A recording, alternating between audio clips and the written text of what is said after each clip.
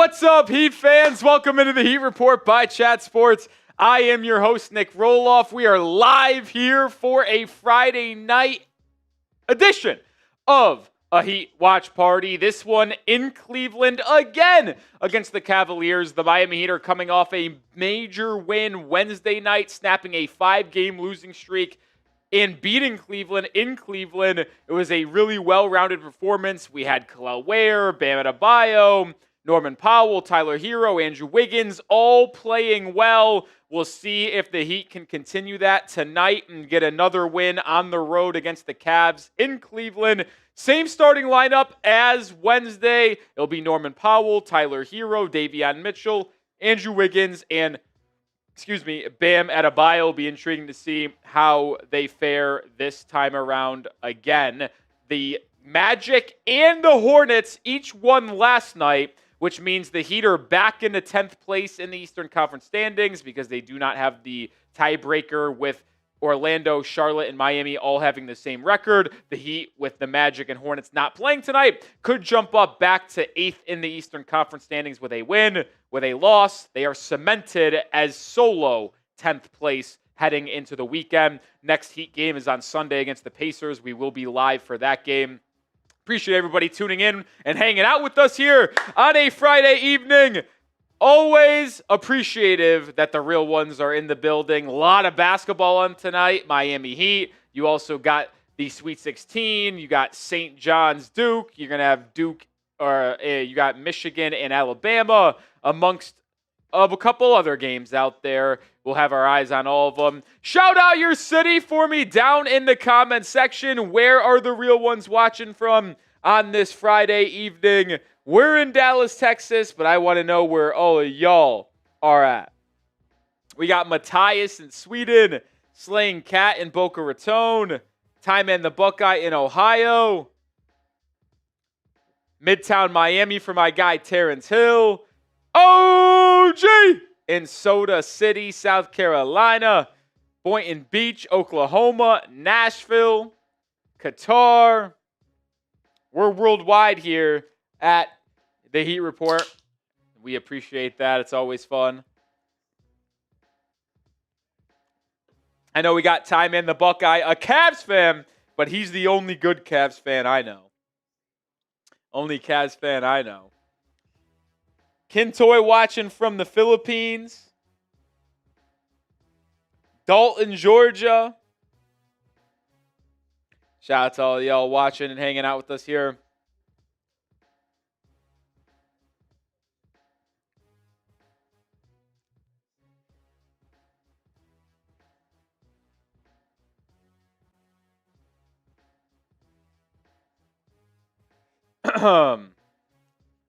Appreciate the 64 people watching.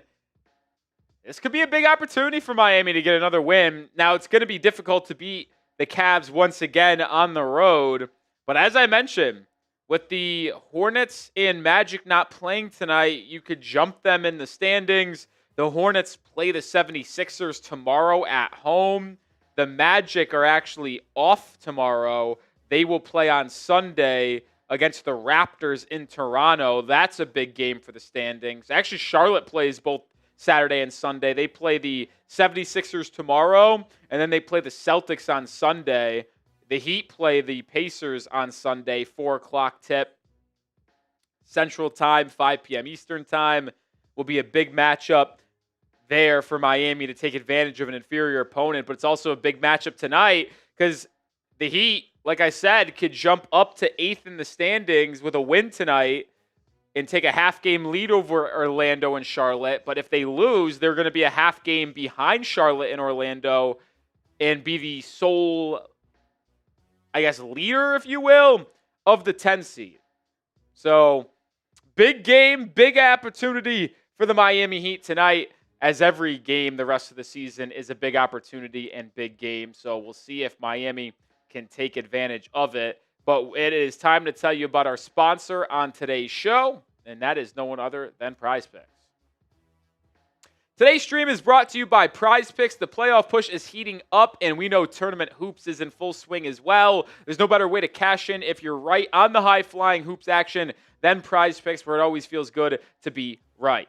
And with their brand new team picks market, you can now pick game winners, spreads, and totals on top of the player picks you already know. So cash in if you're right during all the clutch buckets, slam dunks, and madness this spring with team picks on Prize Picks. But if you don't like to do the team picks, you can still play daily fantasy, which is how I like to do it. My daily fantasy lineup for the game between Miami and Cleveland tonight. I am doing a flex play because it is Flex Friday. I would take advantage of that if you haven't already.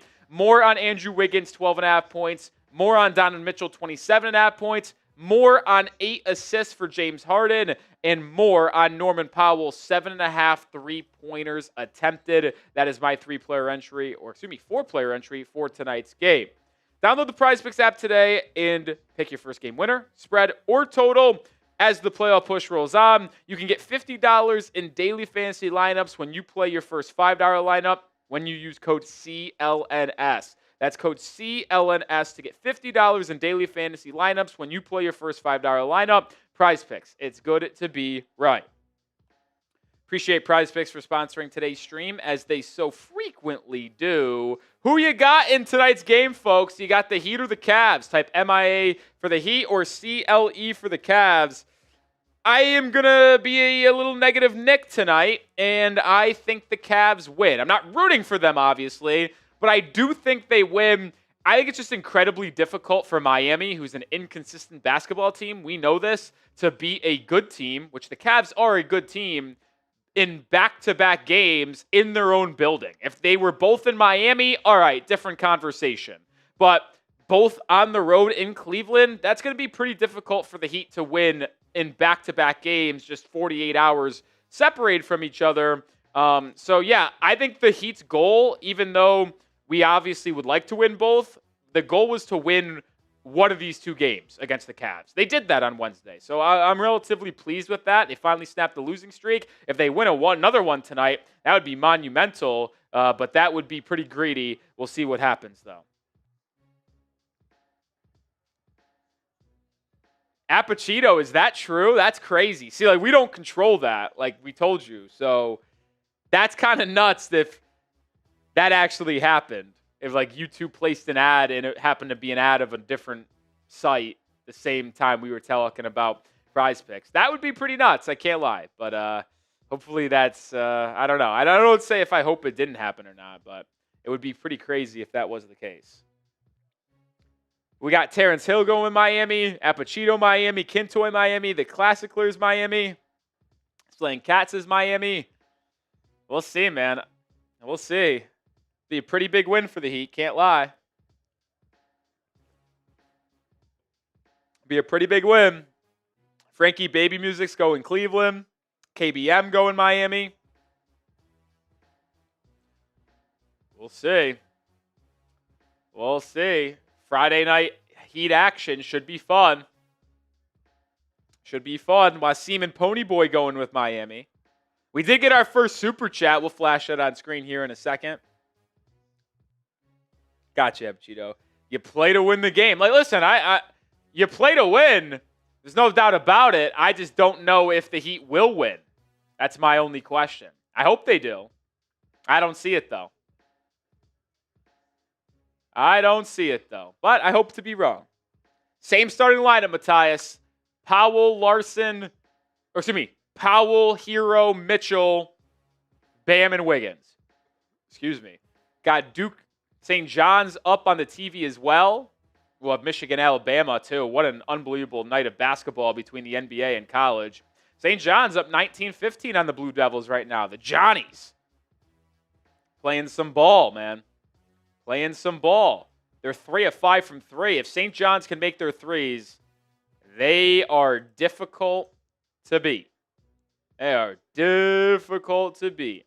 But $2 super chat. Oh, speaking of college basketball, LFG Heat, who do you have in tonight's NCAA games? Now, this is not me being revisionist history. I have St. John's beating Duke. I picked St. John's to win in my bracket. I have a UConn St. John's Elite 8 matchup. It would be round 4 between the Johnnies and UConn, 2 best teams in the Big East this season. So that answers the other question. I have UConn beating Michigan State. I have St. John's beating Duke. I do have Michigan beating Alabama, although I do think it's going to be closer than the line indicates. It is a 10.5-point spread favoring Michigan. Alabama has a really high-powered offense. They can make a lot of threes, and I do believe the Tide will keep it close. So I think they cover the 10.5 points, but I do think Michigan wins. And I'll also go with Iowa State tonight. So I think Iowa State and Michigan win, and I think St. John's and UConn win. So I got the 5 seed over the 1 seed, the 2 beating the 3, the 2 beating the 6, and then the 1 beating the 4. Those are my 4 picks in the NCAA tonight. Going to be a lot of fun watching those games alongside the Heat game here. I got my triple box up. Listen, I'm actually a happy camper. I can't lie. So this isn't a League Pass game. It is an NBA TV game, which means I could, on YouTube TV, triple box the Heat game and both the NCAA games. So instead of having Heat game there and then the games on my laptop, the college basketball, they're all on one screen. So I could focus on the Heat, but also keep tasks without having to look down. It's a pretty big win for me. Pretty big win for me. Most of y'all know that I'm a bigger college basketball guy than the NBA guy. Like basketball, I would say is my favorite sport, but I do like college basketball more than the NBA. College basketball is my favorite sport, period. So yeah, I'm pretty fired up about all the basketball being played today. Super chat menu for today's game, same as it has been lately. $5, we spin the wheel. $10, we do 10 push-ups. And then $20 super chat, we take a shot tequila to celebrate you getting into the Heat Report Hall of Fame. Join the list of legends that include Brian Acox, XRP Plumbing, Apachito, JY Wynn, Wasim Khan, Team Revis, Ron Baker, Slaying Cat, M Sports Review, Ron Double R, Mr. Geo, Pigeon Base, just to name a few. You want to get on the Hall of Fame board, $20 super chat gets you there, and we take a shot to celebrate. We did just get another $2 super chat, so shout out to the 2 people, Wasim and KBM, sending in a $2 equivalent super chat for, I think it's $2 equivalent. It came in $2 US equivalent. So, yeah, that's the best shot I got out of here. But we got over 100 people watching before we talk more about the game. If you're ready for the Heat Cavs night to get it rolling, hit that thumbs up icon. The goal is always to get the 50 likes before we tip off. I think we are very capable of getting there. We just need 27 likes. Help me out. Hit that thumbs up icon. Let's get to 50 likes. Let's do it.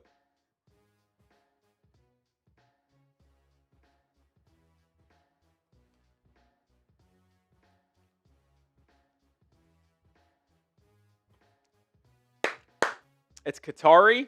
Is that the word for that currency? It came into $2 US.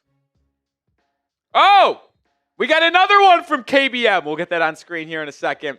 But let's get that like number up, folks. Come on. We're at 31 likes. The goal is 50. Wow, the Johnnies just got a steal, and now they're going to the line for 2. I tell you what, this Johnnies team just looks more experienced and physical and athletic than this Duke squad. We'll see if it holds, but St. John's looking like the better team early, in my opinion. But let's get to 50 likes. We're at 33. Come on. Let's get to 50 likes. Then we'll showcase the super chat, which is a $11 super chat, I think. We went from $4. No. Yeah, we went from $4 to 14.14, so just a little bit more than 10. Just a little bit more than 10. We tip off in 9 minutes and 50 seconds, by the way. But we do have a super chat to showcase. Let's see if it's ready to get on screen yet. It is not. But keep on hitting that like button while we wait for the software to get this super chat in. We're trying to get to 50 likes before tip off. We're 11 away. We're doing really well right now. Can we get to 50 likes? Come on. Come on. JY Wynn's in the building again, trucking through Missouri. Let's go Heat. Shout out to JY Wynn. A lot of the legends, a lot of the real ones in the building here for a big Friday night game. Here's the $10.15 super chat. 36.99 Qatari. But this is a $10 US super chat, I guess. So 10 push-ups come in soon here. But as we look at the question he has, do you think Miami will get a superstar in the postseason / offseason? I say no.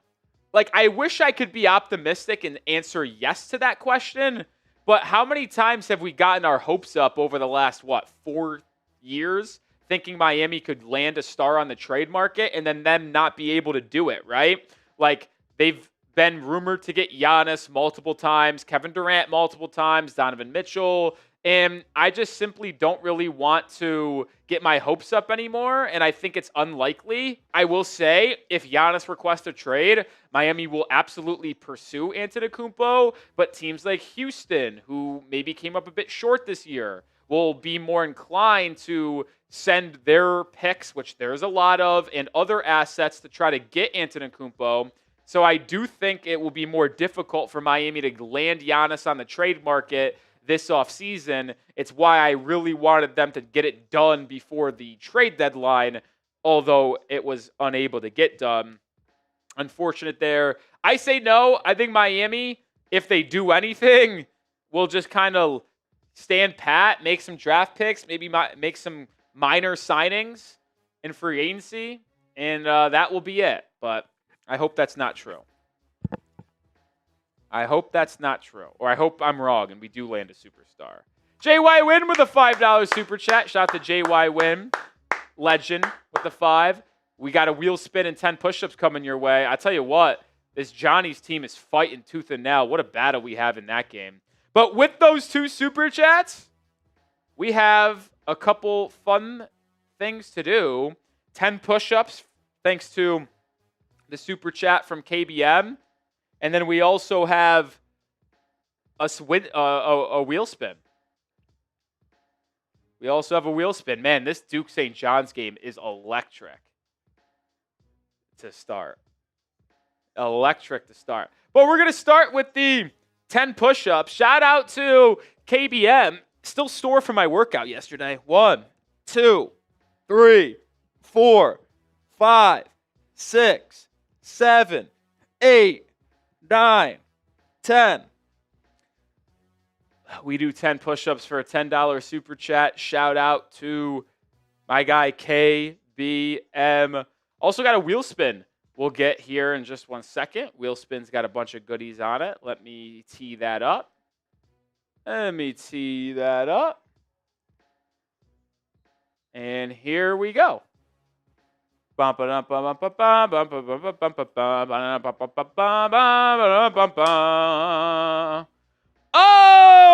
JY Win gets a 75% discounted spot in the Hall of Fame. How about it?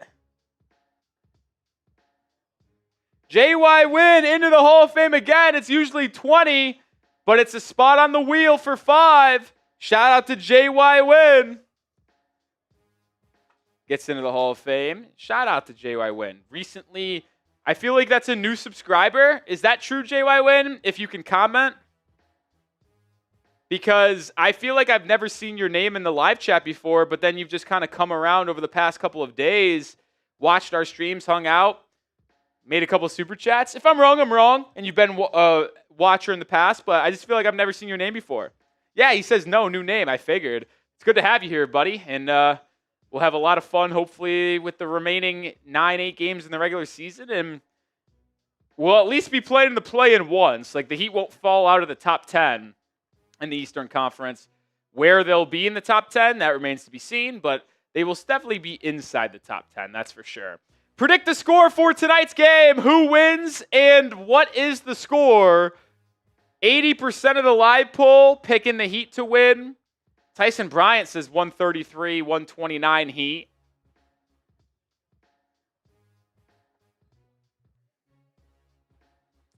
If I had to predict the score tonight, I think the Cavs win because I just have a hard time believing the Miami Heat will be able to beat the Cavs in back-to-back games on the road because Cleveland is a good team. I go Cavs win 127-120. It'll be a close, tight game, but 127-120 Cavs. 127, 120 Cavs. We're about 4 minutes away from getting tipped off. Still 23-21 in St. John's Duke, in case you were curious. We'll have you updated there. Ty Man says Cavs all day. Malcolm says 122, 118. Heat win 121, 116.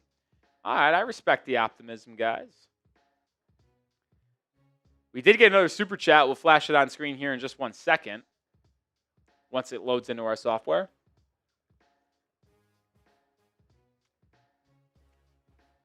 Frankie, no, we do not have time to take. Oh my, we just got a major poster in Duke St. John's. Major poster. And we're all even 23 all there. St. John's has missed 6 of their last 7 shots. That's not going to do it.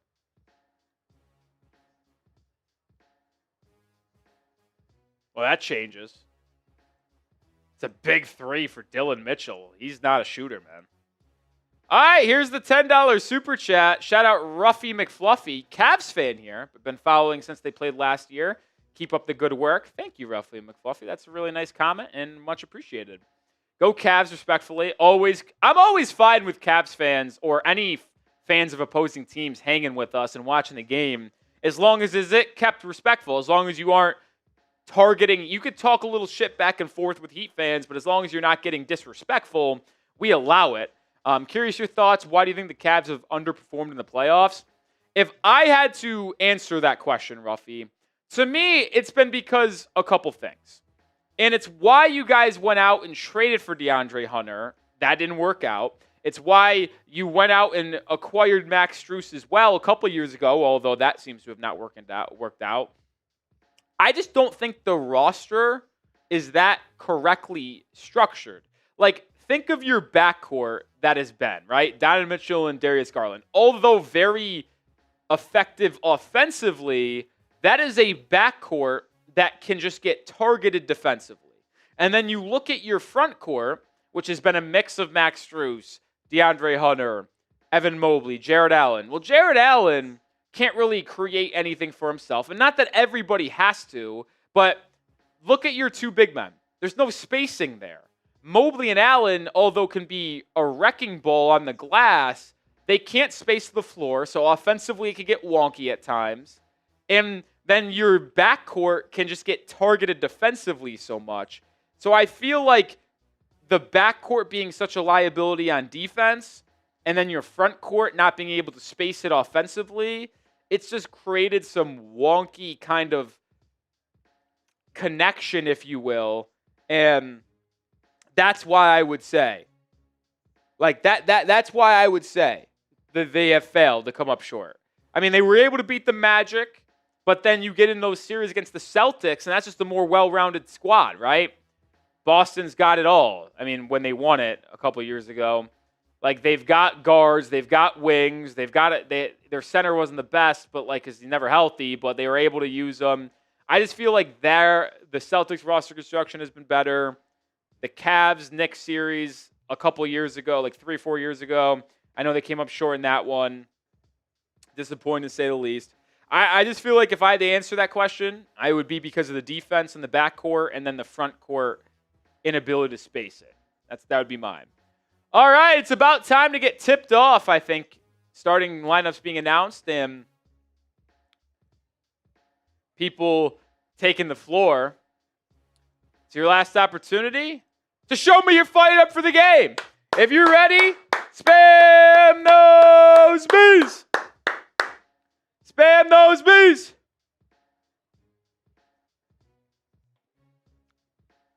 Cavs wearing their throwback blue unis. Jarrett Allen is back in the starting lineup today.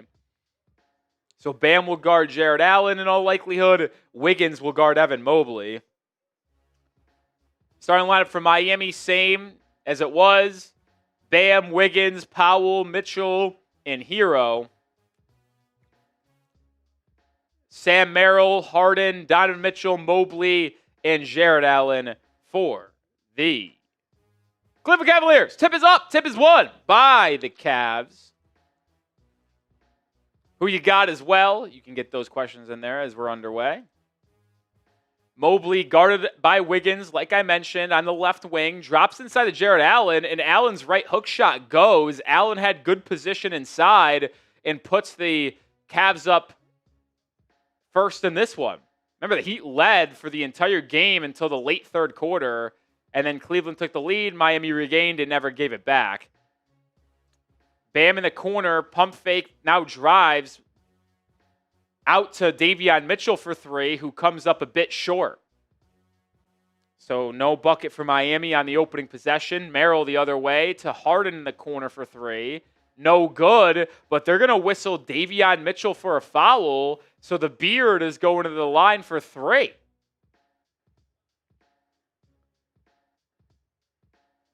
Obviously not ideal for Miami.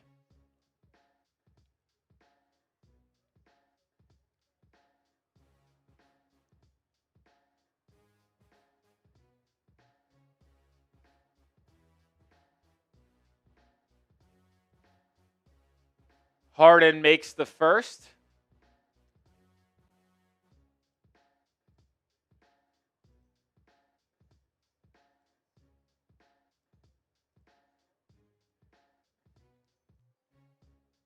Harden makes the second, and it's an early 4-0 lead for Cleveland.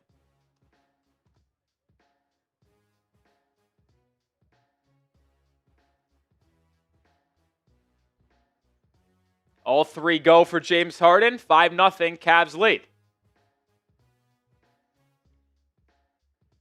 Norman Powell draws a foul on the floor, so side out, but Donovan Mitchell is whistled for a personal.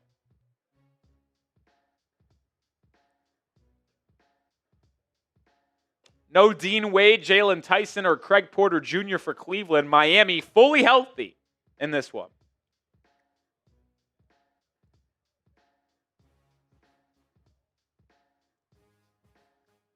Heat wearing their whites. Adebayo guarded by Jarrett Allen this possession. Thought about an elbow jumper, passes it out. Gets it back, top of the key triple. Comes up short. And the Cavs looking to extend this early 5-0 lead. Mobley hands it off to Donovan Mitchell to Merrill now. Merrill kicks it back out. Donovan Mitchell, pull-up jumper, blocked by Wiggins, gets his own rebound, kick out Merrill, three, good. And just like that, the Cavs up 8-zip. Norman Powell looking for a quick response, gets to the rim and lays it up and in. And that's how Miami gets on the board tonight for the first time. Jarrett Allen the other way gets an and, or not and one, an alley-oop. And then a quick miss by the Heat. And then a foul called on Norman Powell. You can look at this two ways. The Heat came out a little flat tonight, or the Cavs just came out super motivated to revenge that loss on Wednesday. Excuse me. Harden in the corner, backing down on Davion Mitchell. Out to Mobley, top of the key triple. Good. Heat down to 11 early. Heat's defense was really good in the opening quarter Wednesday. Horrible here in the first couple possessions. Davion Mitchell attacking James Harden. Drops it off to nobody. Out of bounds turnover.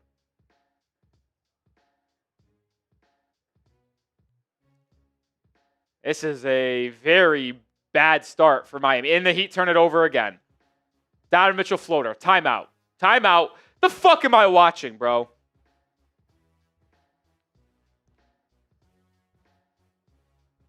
I mean, this is embarrassing by the Heat.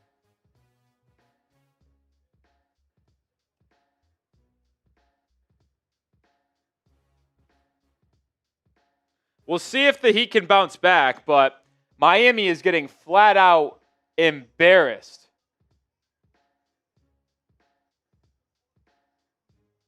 To start this game. I mean, down 15-2. This looks like the playoff series from a year ago where every game was a blowout. I mean, look at the start in this one. Cavs 5 of 6. Have not been disrupted offensively at all. And the Heat 1 of 3 with 2 turnovers already.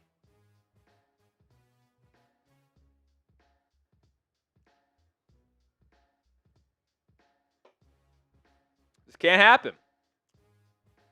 Can't happen.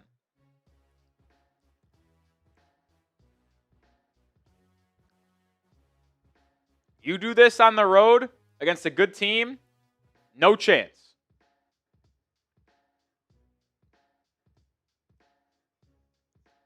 No chance.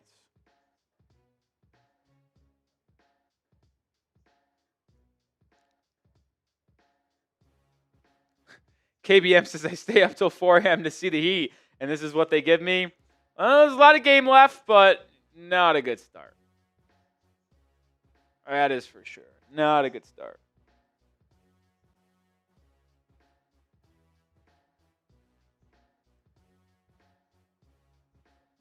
Not a good start.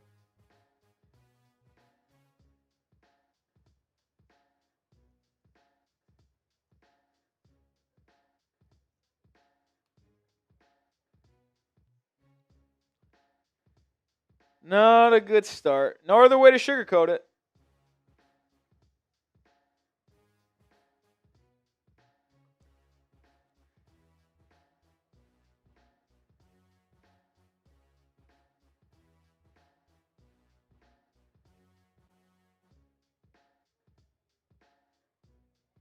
No other way to sugarcoat it.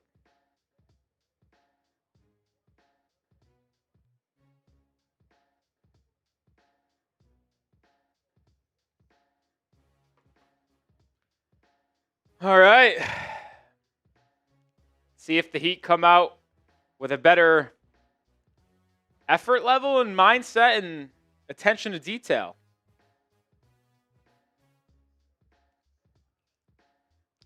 Down 15-2.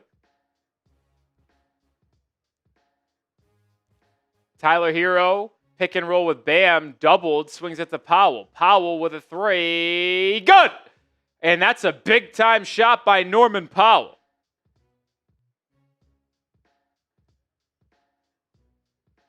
And maybe that gets Miami settled a little bit offensively.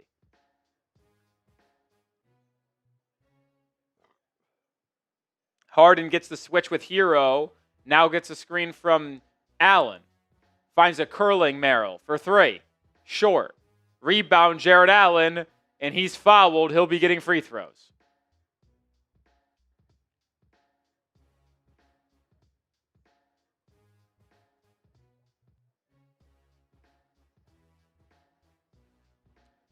Heat a little undersized.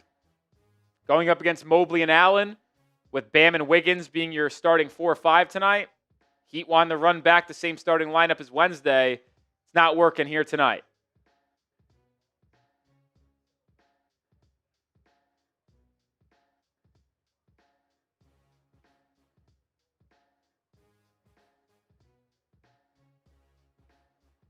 Allen converts both free throws. It's a 12-point lead. Herro, stymied right there. Swings it to Wiggins for 3. Big 3, Andrew Wiggins. Big 3 by Andrew Wiggins.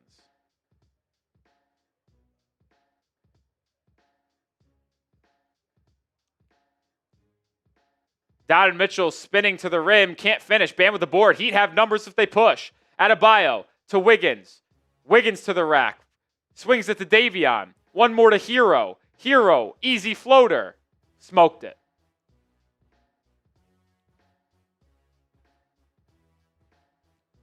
And Jarrett Allen has position inside, and he gets the ball and lays it up and in.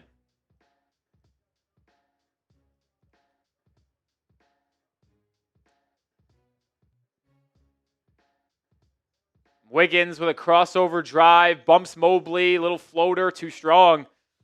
Tell you what, this looks like carbon copy of the playoff series between these two teams a year ago.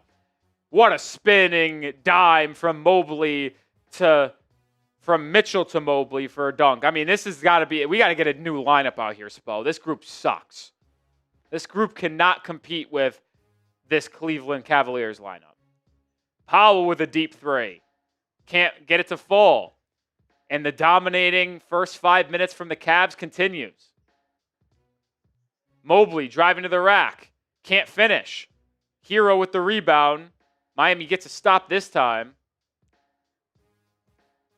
Herro now gets inside, running floater. This time, misses again. I thought it was going to go in. Not so. Cavs now the other way. Airballed three. Rebound Davion Mitchell. Up ahead to Herro, and he's fouled. Free throws coming.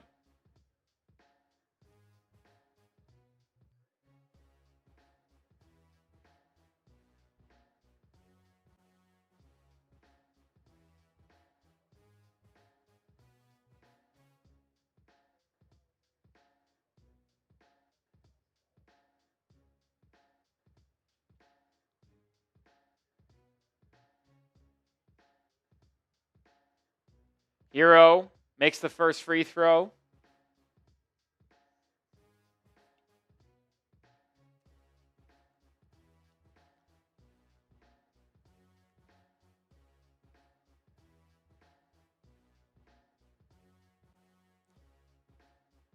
Heat make no substitution. The Cavs do, though. Keon Ellis checks in. Donovan Mitchell heads to the bench. Cavs still got that double big lineup out there.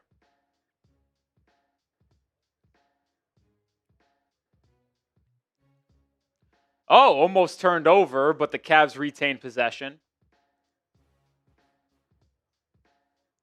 Harden gets the switch on the Herro. Drives, kicks. It's a Mobley corner three. No good. Adebayo with the rebound. Bam, pushing ahead. Fouled by Harden.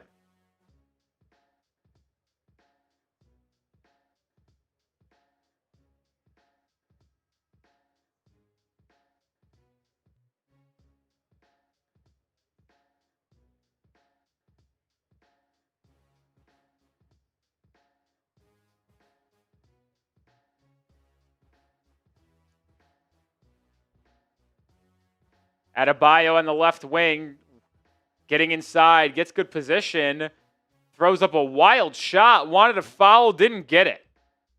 Halfway through this first quarter and nothing going well for Miami.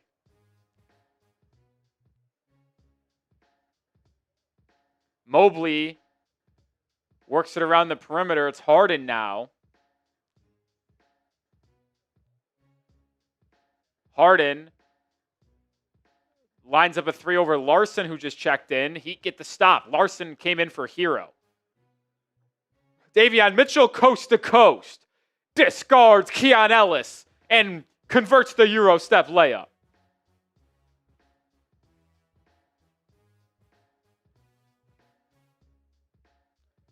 Nine-point deficit for Miami. Merrill cutting, gets the ball, missing the layup, but they call a foul on Norman Powell. Powell incensed. He wants a challenge.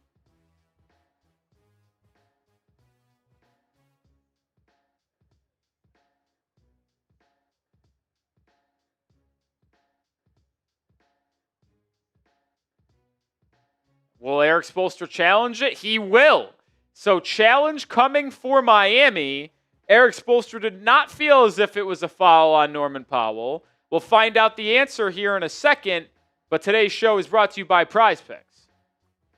Today's stream is brought to you by Prize Picks. The playoff push is heating up, and we know tournament hoops is in full swing as well. There's no better way to cash in if you're right on the high-flying hoops action than Prize Picks, where it always feels good to be right. And with their brand new team picks market, you can now pick game winners, spreads, and totals on top of the player picks you already know. So cash in if you're right during all the clutch buckets, slam dunks, and madness this spring with team picks on Prize Picks. But if you don't like to do the team picks, you can still play daily fantasy, which is how I like to do it. My daily fantasy lineup for the game between Miami and Cleveland tonight. I am doing a flex play because it is Flex Friday. I would take advantage of that if you haven't already. More on Andrew Wiggins, 12.5 points. More on Donovan Mitchell, 27.5 points. More on 8 assists for James Harden. And more on Norman Powell, 7.5 3-pointers attempted. That is my 4-player entry for tonight's game.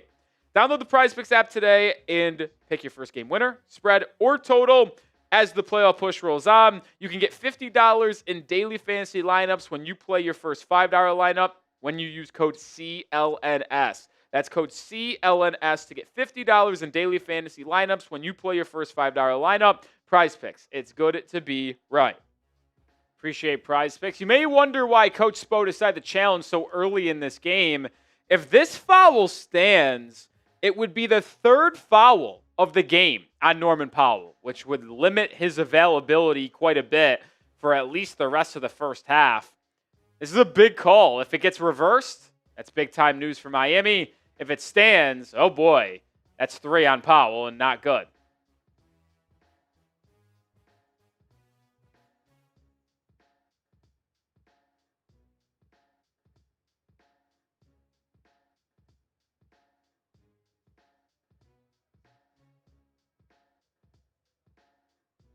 Well, good news for Miami. The foul call has been overturned, so no whistle on Powell. He will now only have 2 fouls, and the Heat retain possession, or I'll say retain their challenge, and no free throws coming for Cleveland. So that's a big overturn. I think it will still be... It'll be a jump ball, I believe, if I'm not mistaken, because no team had immediate possession. Jared Allen would have gotten the rebound. I doubt they give him credit for that.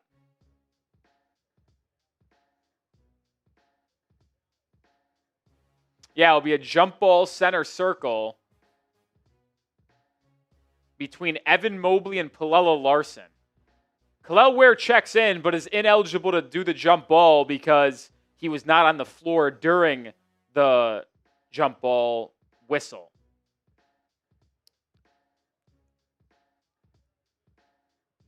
So it's Cavs ball after winning the jump. Mobley to the rim. Missing. Great defense there by Kel'el Ware. Love that to start the game for the young rookie or the young center. Kel'el Ware backing down. Got position inside. Turnaround jumper from 8 feet. Air ball, but look who's there to clean it up.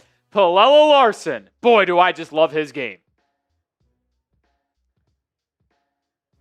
It's a football game in Cleveland right now, and the Cavs are winning 21-14. Well, no longer. Well, it could still stay a football game. Max Strus, our good friend, into the game with a triple. And it's a 24-14 Cavs lead. Norman Powell driving to the rim. High arcing floater, can't finish it. Cleveland the other way, trailing Sam Merrill, now trailing Strus for 3, quick trigger, and look at this. Max Strus with back-to-back threes.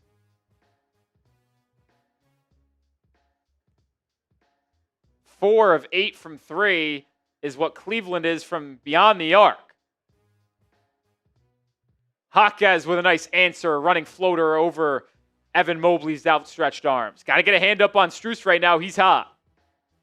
I always do enjoy watching Max Strus play well, though. I know it's against us, and you don't want it. But I loved Max Strus in Miami. He was inconsistent at times, but he competed at a very high level defensively. Had some big-time shots for the Heat. Came up a bit short in the NBA Finals. Really struggled in that series against Denver, but his early series against the Bucks and the second round series against the Knicks in that 2023 playoff run was absolutely massive.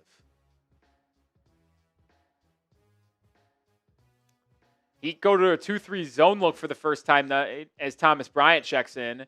Dennis Schroeder drop off for TB. TB gets the little 4-foot push shot to fall. Kasparas Jakucionis in for the first time for Miami. Tyler Herro back in as well. This group played well together on Wednesday. Jaquez, Jakucionis, Herro, Ware, and Larsson. Larsson, wide open three, comes up short. But look at Jakucionis. Like, just work. The kid works, man.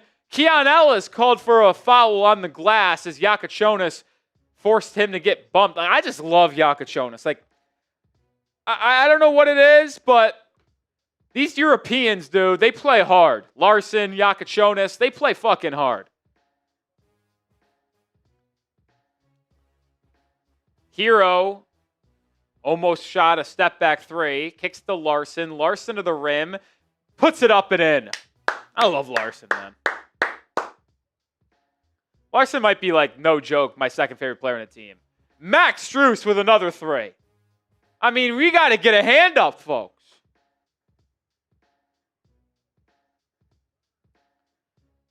Herro with a spinning turnaround midi. No good. But Jakucionis on the tip-in. Oh, wow. I mean, the Heat are down 12, but the effort that Jakucionis and Larsson have brought off the bench early has been phenomenal. Turnover. Good hands. Kel'el Ware. Heat out and running. Larsson to Jaquez. Jaquez lays it up and in. Good 2-on-1 fast break for Miami. And they get it back down to 10 with 2:20 to go.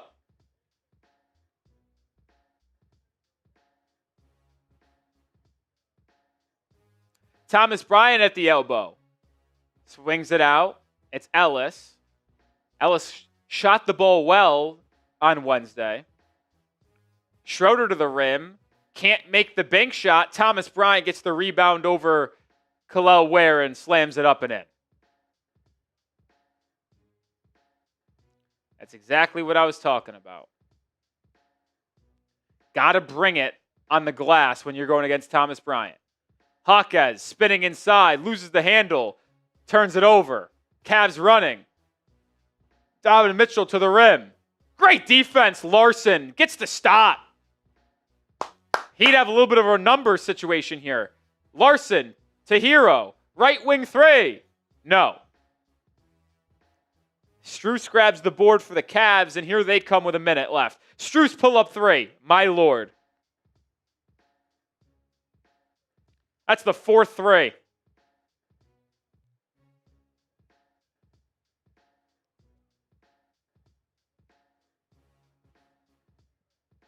Kel'el Ware answers with a three. Ware shot 3 of 3 from beyond the arc on Wednesday, so he's made his last 4 attempts. He must like this building. Strus again. No good. But no one boxes out, and Thomas Bryant corrals the rebound.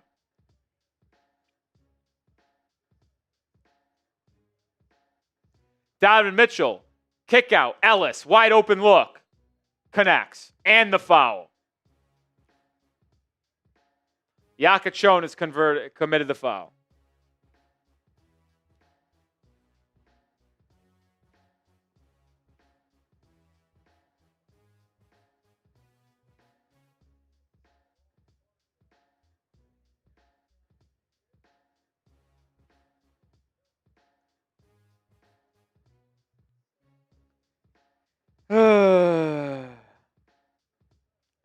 Heat's defense has been laughable. Ellis can't make the 4-point play, so it just stays 3. No harm, no foul on the and 1. But the Heat are down 15.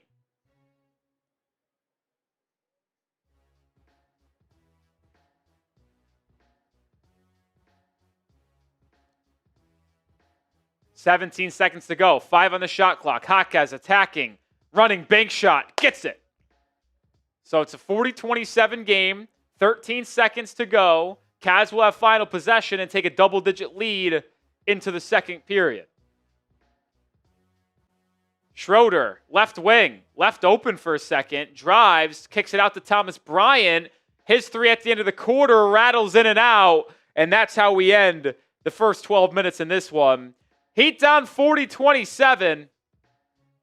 Heat going to have to play much better defense if they want to compete and stay with the Cavaliers. The offense for Miami has been fine. I'll take 27 in the opening quarter.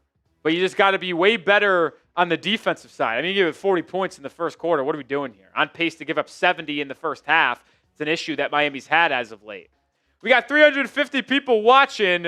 If you have not already, hit that sub button. We'll be live again on Sunday for Heat Pacers. The only game we won't be live for, I believe the rest of the season, is next Saturday. It's Final Four day, and I stream the Final Four games on our Chat Sports, so I won't be able to do Heat Wizards that Saturday afternoon, but we're live every other game.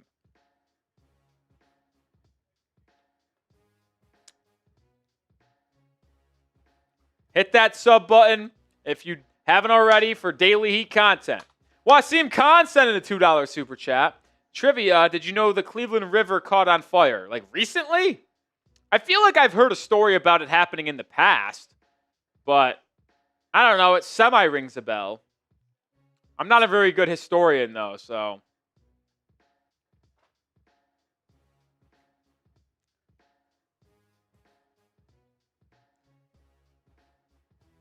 Not a good historian.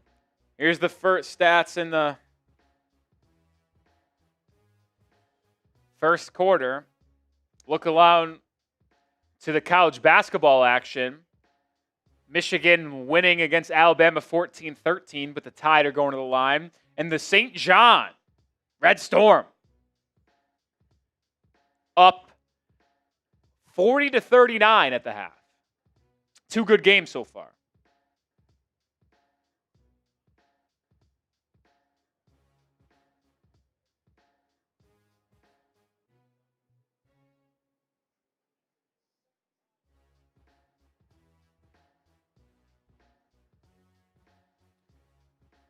Long time ago because of pollution? Interesting.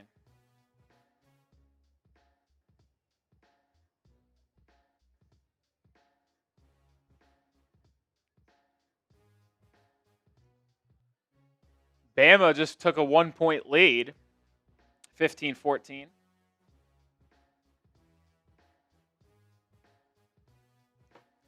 That's a fun game. I mean, we got two fun games going on right now in the college basketball world. We're keeping tabs of them for you guys as long as the game is going on here between Miami and Cleveland. Then you got UConn, Michigan State tonight. That will be a lot of fun. And then you also have Iowa State and Tennessee. All right, back into action here in quarter number 2. Heat looking to climb their way back into this one. Down 13. Herro to the rim. Lays it up and in. That's how you start the second quarter. 40-29. But like I mentioned, it all has to start with the defensive end. Schroeder, pull-up jumper the other way. See, like that's just unacceptable defense. Herro just got babied inside, dude.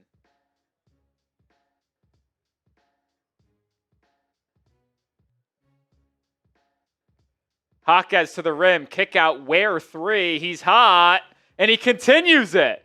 5 for his last 5. Kel'el Ware with another tray ball. Back down within 10. Thomas Bryant stepped on the out-of-bounds line. Turnover back to Miami. Heat get a stop.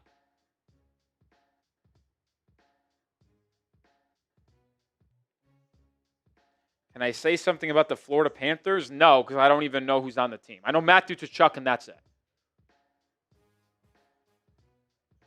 Tyler Herro working it around to Jaquez. Jaime backing in. Turns around, missing the bank shot. Good defense by Donovan Mitchell. He pushes it ahead now. It's going to be Thomas Bryant from the corner. That 3 rattles in and out. Bam gets the board. So you got Ware and Bam minutes together here as Adebayo checked in for Jakucionis. Bam. Pull-up elbow jumper. Pretty. And their Heater within 8. They're working. They're climbing. They're clawing.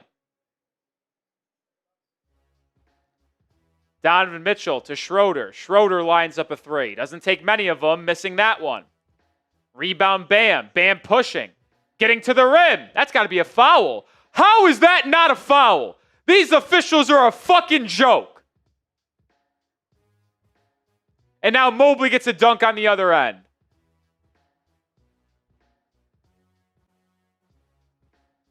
That's a fucking joke, dude.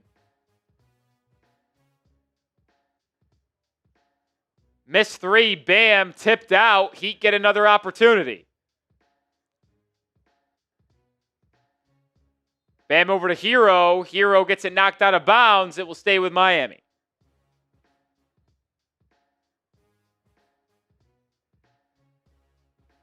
I can't believe they didn't call that a foul. Bam got hacked. You saw his arm get pulled. Ridiculous. Ridiculous.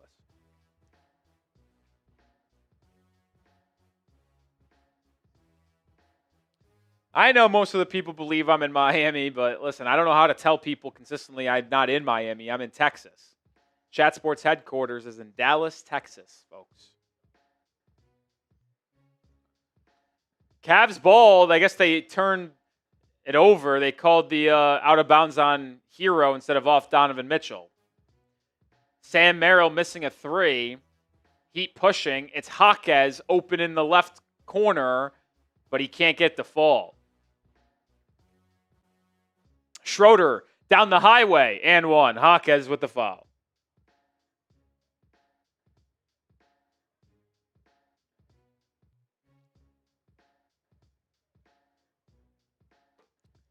I like college basketball and golf over the Florida Panthers. Yes, I do.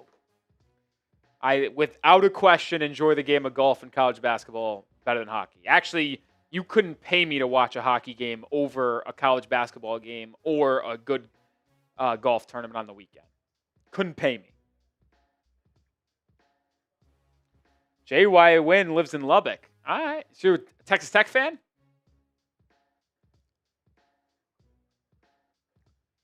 Schroeder at the line looking to convert the three-point play as the Cavs lead is 12. 9 minutes to go in the first half.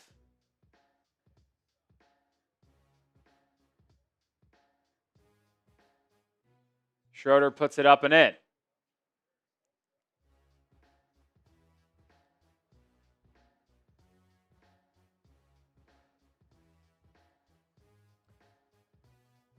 Jaquez turns it over. I mean, Jaime's been sloppy tonight. Jaime's got, what, 3 turnovers? 2? He definitely has 2. I think he might have 3. Sam Merrill 3. Cavs up 16. 8-0 run for Cleveland.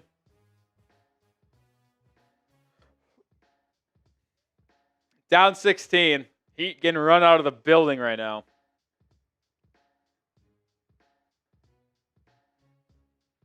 J.D. Brown says about 8 players on this team should be gone next year. Who are the 8? Like, I want to let Norman Powell walk. There's 1. Trade Tyler Herro. There's 2. Trade Andrew Wiggins. There's 3. Fontecchio will be gone. No, last year of his deal. Is there any other one-year deals on the squad? Just check.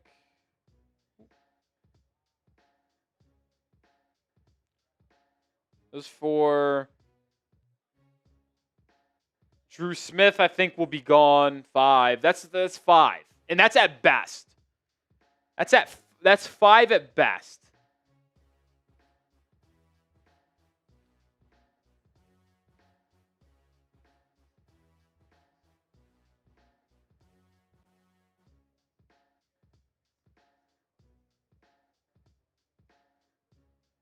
It's 5 at best. Like, I know people probably wanted me to say Jovic there. I don't know if Jovic gets moved. Like, put Dru Smith in the game? No. Why would we play Dru Smith? Play Jakucionis if you're going to play a guard. If you want the Heat to beat the Cavs, hit that like button. We're 18 likes away from 100. Can we get to triple-digit likes before the game resumes? Help me out. Takes 1 second. Hit that thumbs up button. Would be greatly appreciated. Hit that like button. Let's get to 100 likes. Alabama leading Michigan 19-17. 9 minutes through that game. And as I mentioned, St. John's up 40-39 at the half over Duke. Now a 2017 Alabama lead.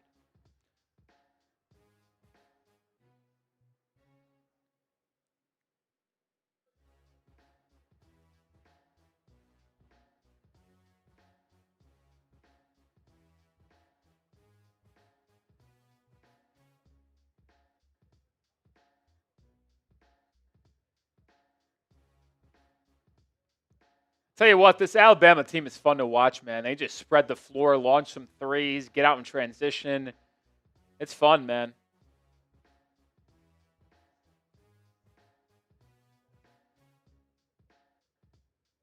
High-scoring games only between Alabama and Michigan. High-scoring games only. All right, we're back. We're at 92 likes. Continue with that thumbs up button. Let's get to 100. Tyler Herro thought about a step back, doesn't take it. Now Bam driving and slamming.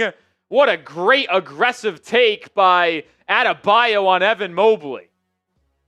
That's the aggressive Bam we know and love. James Harden, turnaround jumper over Herro goes.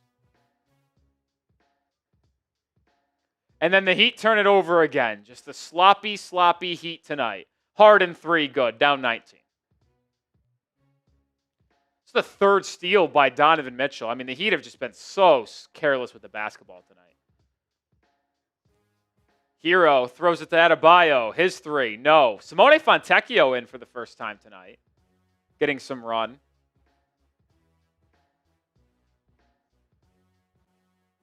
Sam Merrill left alone from 3. He misses, but how does that happen? How do we allow what I would argue is the best three-point shooter on the Cavaliers that clean of a look? How does that happen?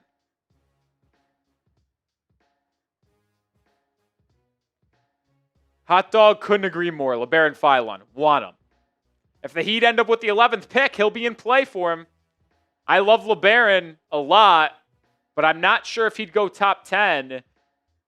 If the Heat falter late and miss the playoffs by losing in the play-in as the 10 seed, they could easily have the 11th or 12th pick. 19-point game.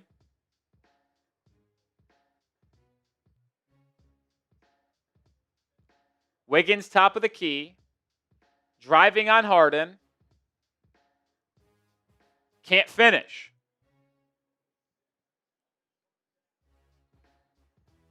Foul on Miami the other way.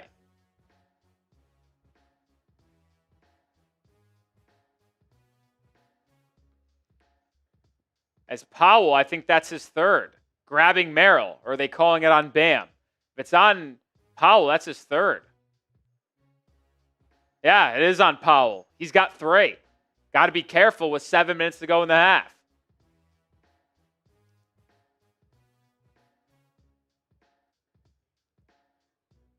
James Harden driving on Powell, knowing he has 3. Gets inside but can't finish. He'd have numbers if they push. Here comes Bam to Fontecchio. Quick trigger 3. No. And Strus tracks down the board. Now Cleveland with numbers the other way. But good transition defense forces the Cavs to reset. Harden isolating on Fontecchio, gets to his left hand inside, but can't scoop it home. Once again, Miami has numbers as Harden hits the deck. Davion Mitchell swings it to Powell. Wide open 3. No, that is a shot that just needs to fall if Miami wants to win and climb their way back into this one. Mobley driving on Bam. Rejected. Adebayo fetusing Evan Mobley.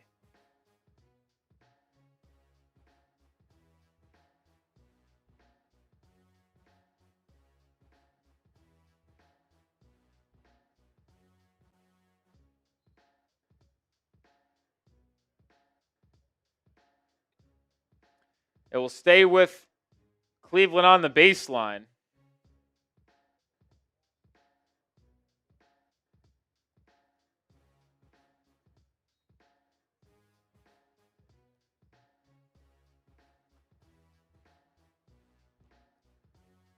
We got a foul. Strus hits the deck.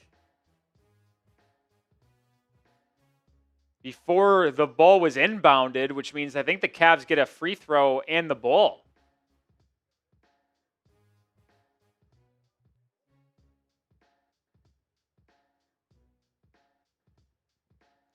Well, they're going to review it to see if the ball was inbounded yet or not. It's a big call.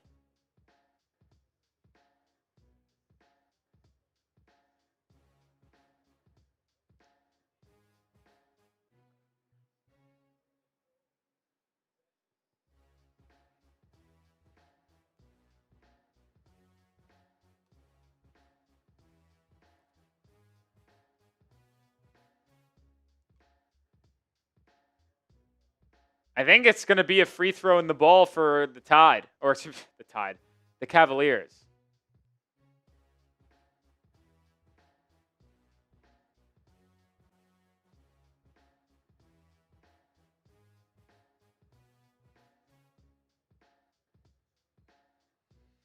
Sounds like that is the call.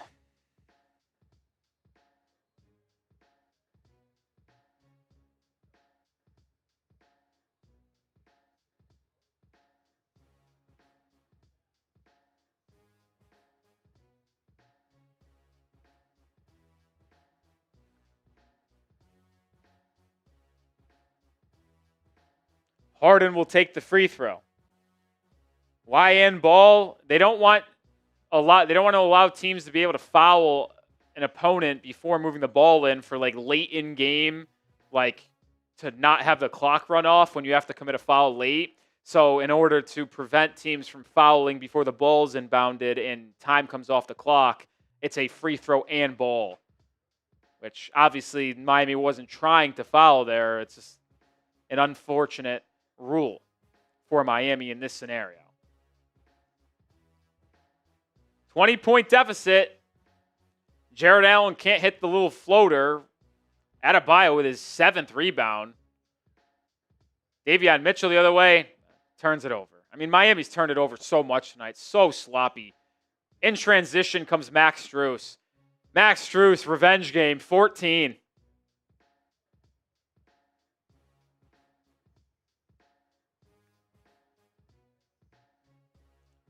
Bam, baseline drive, spinning.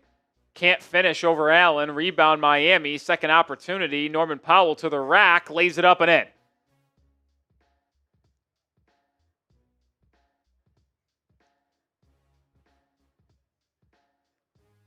Max Strus just hit another three.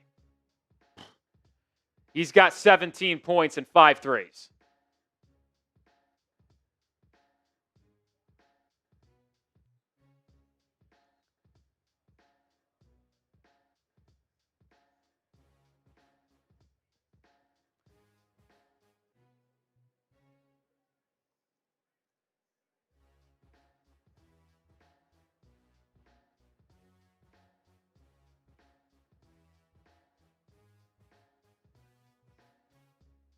Max Strus going nuclear here in this one.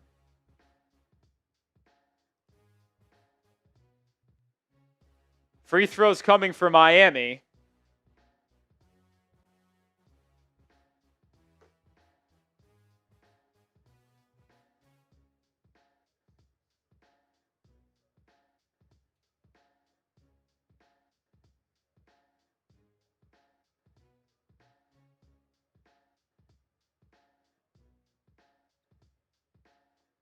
Wiggins misses the first. Misses the first.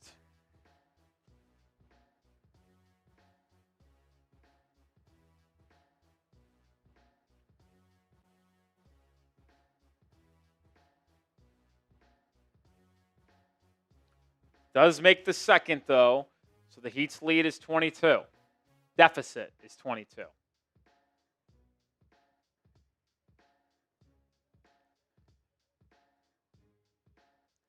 Harden working inside, running floater, goes.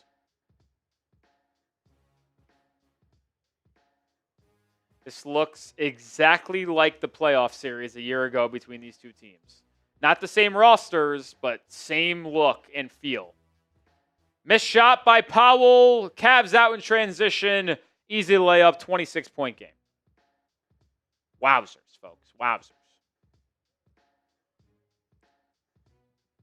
Bam, driving on Allen. Fouled. Free throws coming for Adebayo.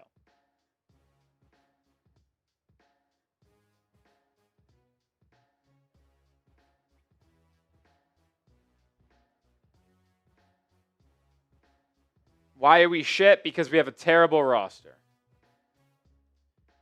That doesn't really work together very well. Do we have a super chat to show from my guy KBM? This was a $5, I think. Somewhere in that range. Do you play 2K? I used to play 2K a ton. I haven't played 2K in a long time, but I used to play it a lot. Time on the floor. We'll tell you about our sponsor. Today's stream is brought to you by Prize Picks. The playoff push is heating up, and we know tournament hoops is in full swing as well. There's no better way to cash in if you're right on the high-flying hoops action than Prize Picks, where it always feels good to be right. And with their brand new Team Picks market, you can now pick game winners, spreads, and totals on top of the player picks you already know. So cash in if you're right during all the clutch buckets, slam dunks, and madness this spring with Team Picks on Prize Picks. But if you don't like to do the Team Picks, you can still play daily fantasy, which is how I like to do it. My daily fantasy lineup for the game between Miami and Cleveland tonight. I am doing a flex play because it is Flex Friday. I would take advantage of that if you haven't already. More on Andrew Wiggins, 12.5 points. More on Donovan Mitchell, 27.5 points. More on 8 assists for James Harden. And more on Norman Powell, 7.5 3-pointers attempted. That is my 4-player entry for tonight's game. Download the Prize Picks app today and pick your first game winner, spread, or total. As the playoff push rolls on, you can get $50 in daily fantasy lineups when you play your first $5 lineup when you use code CLNS. That's code CLNS to get $50 in daily fantasy lineups when you play your first $5 lineup. Prize Picks. It's good to be right. Appreciate Prize Picks for sponsoring today's live show. Prize Picks going well early, I think. Harden's got a crap ton of assists. He's already got 6. So needed 8. I had Donovan Mitchell points. That one might not happen, actually. So I think I'm cooked. I do have a flex play, so I just need to go 3 or 4. Harden's got 6 assists, like that. And then I need 8 3-point attempts from Powell. 3. Not bad. Wiggins, 13 points, only 4. We'll see. But, hey, listen, you have 8 turnovers like the Heat do. Not going to get it done. Not going to get it done.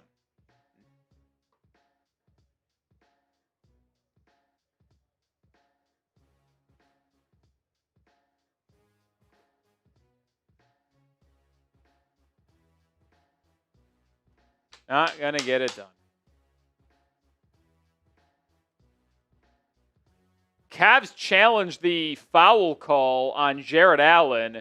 It is unsuccessful, so if this gets close, no challenges left for the Cavs.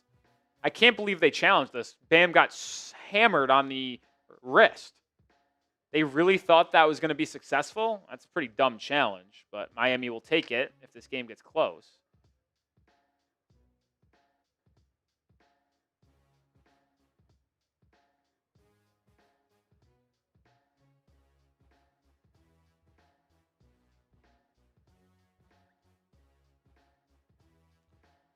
St. John's up 2. Johnnies are battling.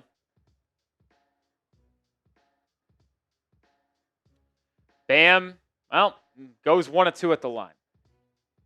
I would agree, Lex Boogie. I do not think this game is going to be close. I think we're in for a snooze fest of a second half.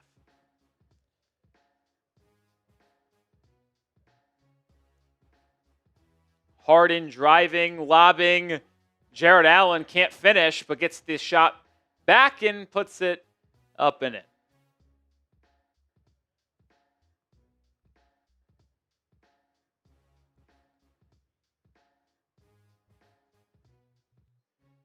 Herro running bank shot, can't finish. And now the Cavs get a dunk the other way. The Heat are about to be down 30 in the first half.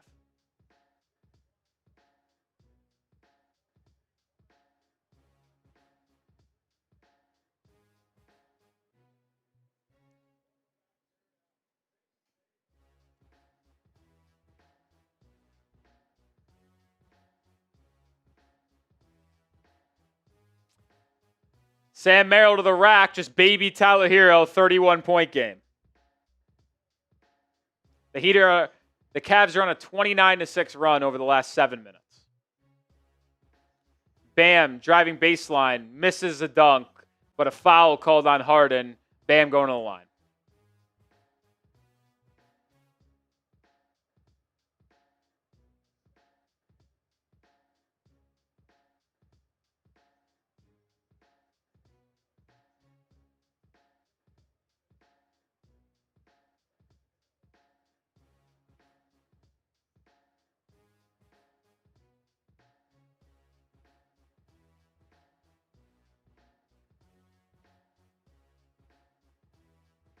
Bam makes the first free throw.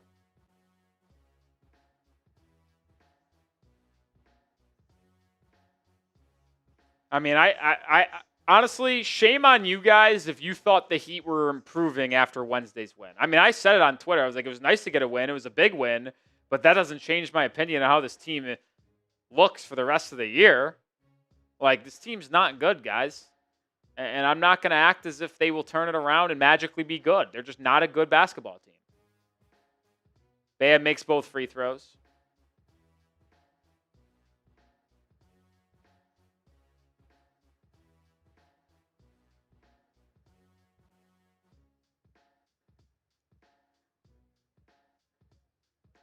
Harden finds the curling out. I mean, listen, the help side defense is not existent. This is atrocious.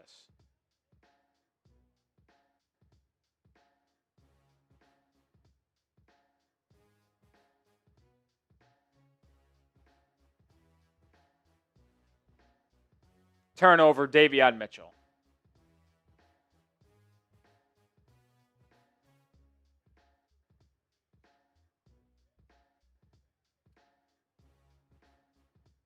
Max Strus with an offensive rebound putback. Timeout, Miami. Can we hit the red button and end the game?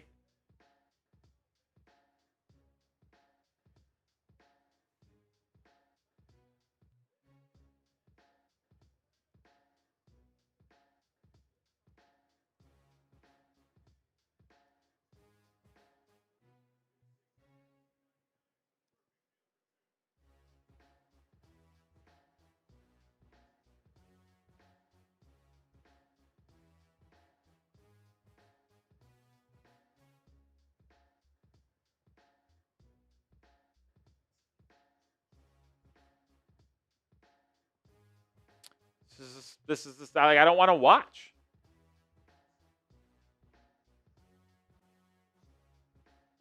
I legitimately do not want to watch. Can I watch the St. John's game instead? I have it on my TV. I have a try box of the 2 March Madness games and the Heat game. And I got to be completely honest with you. I am watching way more of the 2 college basketball games, and I am just out of the corner of the eye letting you guys know when a score happens. Like, I don't want, like, there's no reason to watch this game anymore. We are down 33 points in the first half. The Heat look non-competitive. They stand no chance to come back in this game. The Cavs are an infinitely better team than us. We got lucky to win on Wednesday. It was probably because no Jared Allen. When the Cavs have both Mobley and Allen healthy and playing, we look like a JV team compared to them. JV, dude.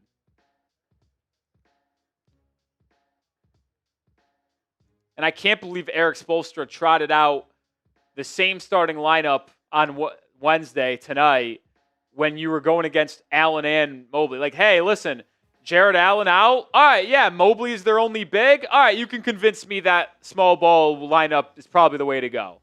But against Jared Allen and Evan Mobley, why the hell are we starting Wiggins and Bam as the front court? It should have been Ware and Bam. Norman Powell should have went right back to the bench.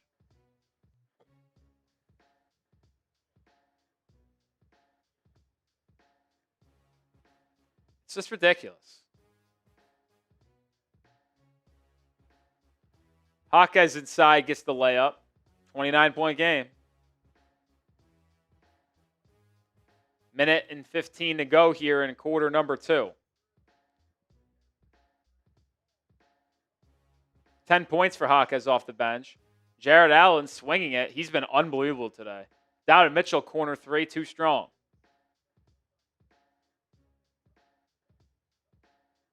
Herro, stripped. Goes out of bounds. We'll stay with the Heat.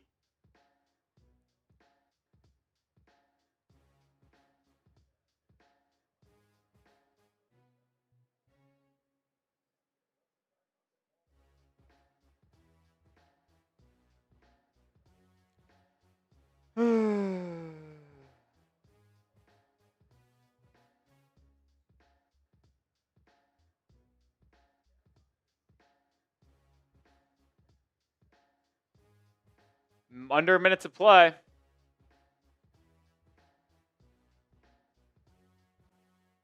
Davion Mitchell, 3, no.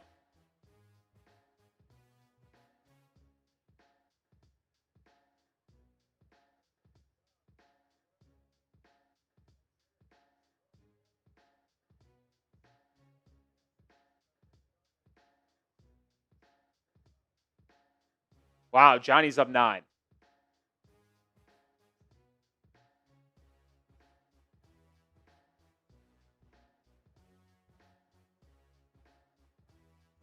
Alabama down 2 to Michigan, meant to play in that first half.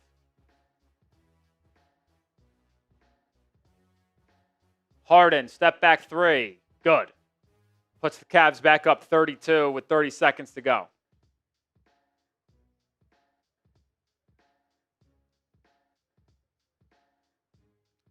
Corner 3, bam, no. Cavs can hold for 1 shot. They will take a 32-point lead into the halftime break at minimum.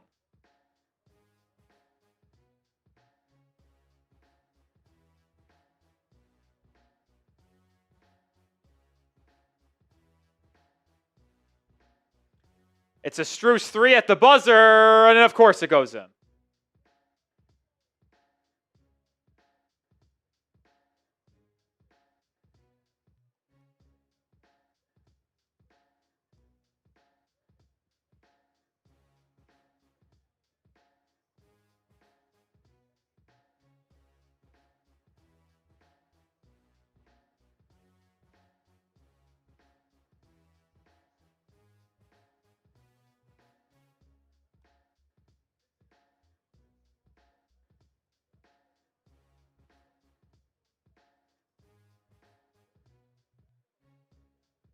Damn, this is bad.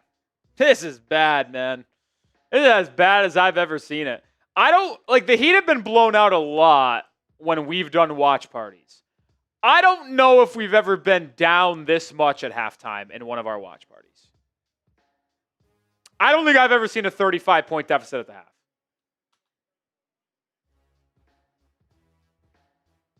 Peace out, KBM. Appreciate all the love and support tonight. Grade the Heat's first half. Is there anything that you don't say is F? I mean, that was the worst half I've ever seen.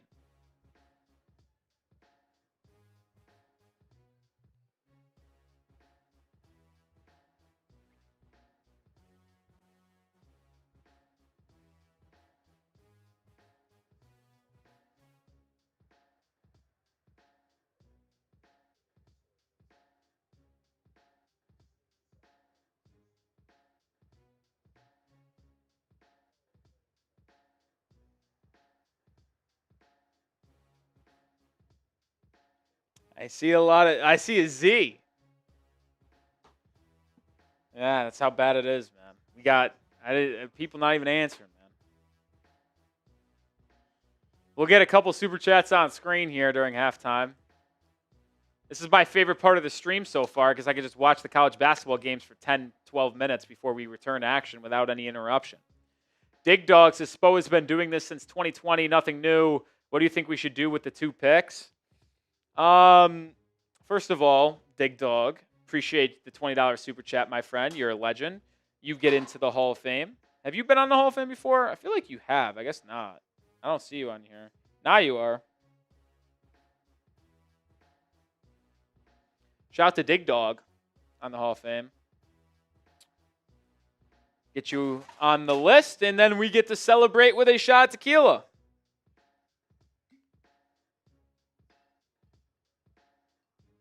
Now, I will disagree with you, Dig Dog, since 2020, because in 2022, the Heat were the 1 seed in the conference and were a 3-point shot from Jimmy Butler away from squaring off with the Golden State Warriors in the NBA Finals. So I don't think that could be true. If you want to say this since 2023, I would agree with you. Even though we made the finals in 2023, this is what we did in the regular season. So I don't think you can say Spo's been doing this since 2020. Like, the last 3 years, the last 3 regular seasons have been not good. Just call it space 8. But, like, they were good in 2019. Down year in 2020 after the run of the finals, shortened season. 2021, we don't talk about that year. That was the 2020-21 year. 21-22, they made the Eastern Conference Finals. 22-23, yeah, it was disappointing in the regular season, but they made the finals. So I really think it's the last 2 years where a lot of these frustrations come out, but I agree nonetheless.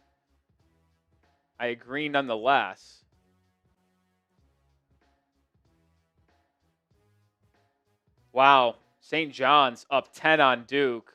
I'll make it 8. What do you think we should do with the 2 picks? We just need to take... I think we should be targeting long athletic guards, athletic wings, and athletic bigs. Keyword athletic. We are not athletic enough. We aren't. Tyler Herro and Norman Powell. They're small. Davion Mitchell. They're all 3 guards that the Heat started tonight. Small. They're like Davion's quick, but he's not vertically gifted. He's not physically imposing. Miami needs longer, more physically imposing, athletic guards. Shout out to you, Dig Dog. So that's what the Heat should do in round 1. In round 2, Miami should be targeting a backup big that plays hard. Zuby Ejiofor for St. John's, Ruben Chinaloo for Florida if he goes to the draft. Terrace Reed Jr. from UConn. Those are 3 big men I like in the 40s where Miami will be picking in the second round. Ruffy McFluffy with the 5. Sorry, boss. Cavs need this one. If it'll make the game more bearable, I'll super chat the win difference at the end of the game so we can all be Cavs fans. Ruffy McFluffy, listen, man. That is your provocative, my friend. If you want to do that, you can do that. The difference might be 20 plus, but Ruffy, that would be greatly appreciated. That's for sure. But yeah, you guys are going to win and win by a lot. We're not good. We're terrible. And I was surprised we beat you guys on Wednesday, even though you guys without Jared Allen. This result, although it does surprise me how much of a blowout it is in the first half, I did expect the Cavs to win.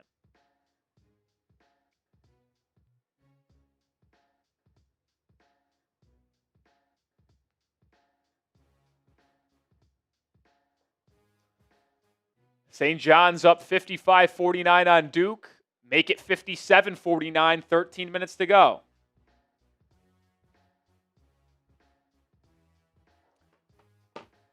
I'll be glued into this one, man. What a game. Alabama's up 2 on Michigan at the half. I mean, we got 2 great games right now, man. Caleb Foster could be the difference for Duke. Back-to-back buckets for him. 6-point game. Foster's got 6 points in the second half. Oh, I thought the Johnnies just drilled a 3.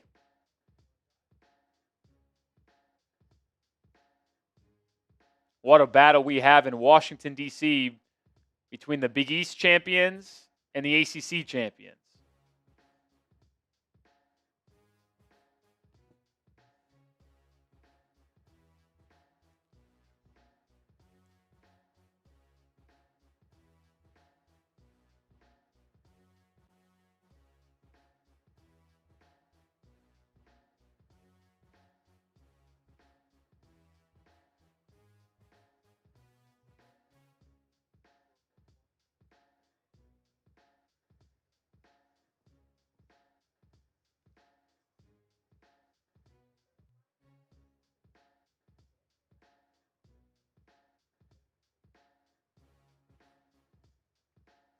It's a 5-point game now between St. John's and Duke. Oh, boy.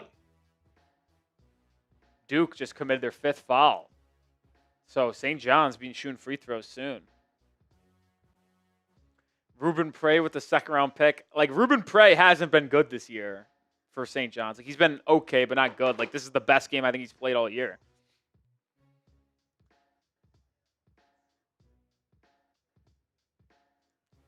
I got the Johnnies winning against Duke. I picked them in my bracket and before the game. See if they can hold on. I thought this was a bad matchup for Duke. A very good defensive, athletic, physical St. John's team.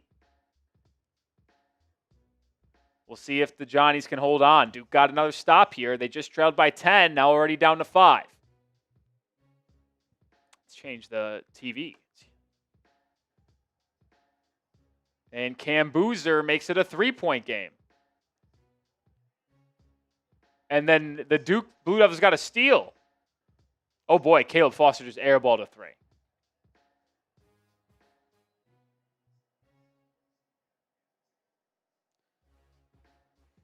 I mean, this game is awful, man. And I'm talking about Heat Cavs. Scores around the league. Hawks are up 60-55 at the half in Boston.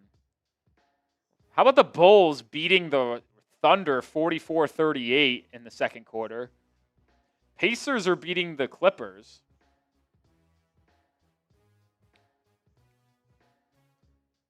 Intriguing.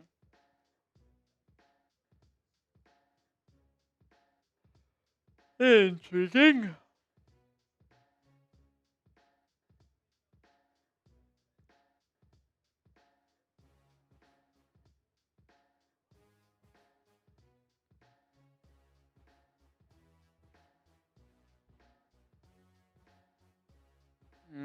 Man.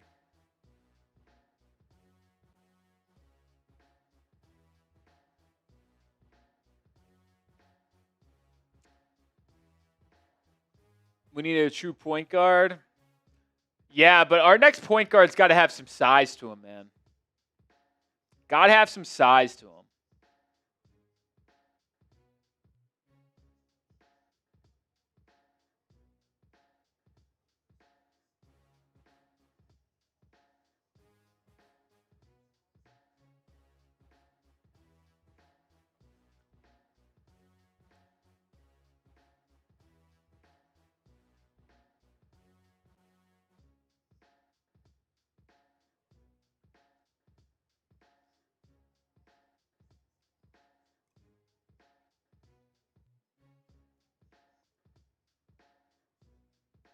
Cade-sized or Luka, 6'4" minimum.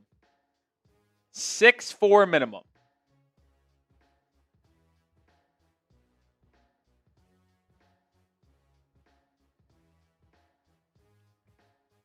$6'4" minimum, man.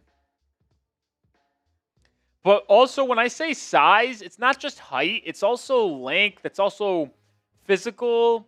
Like, Tyler Herro's 6'5", 6'6". But would you consider him a big guard? No, because he's not someone who plays physical. He gets moved around on defense. Can't bully people offensively. Like, we need more physical players too, man.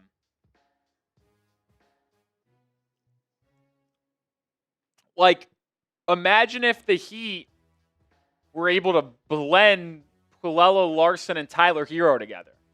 Tyler Herro's offensive ability mixed with Pelle Larsson's physical profile, his strength, his defensive effort. Like, if you gave Pelle Larsson the same offensive ability that Tyler Herro had, it would be a top 50 player in the league.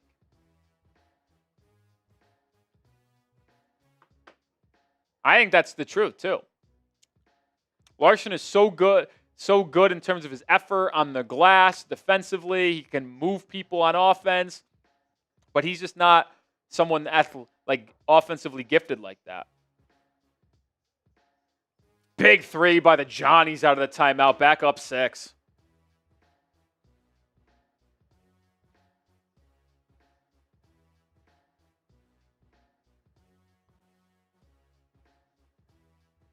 Wow, I just got something stuck out of my teeth. Isn't that the best feeling ever? Got something stuck in your teeth and you finally get it out.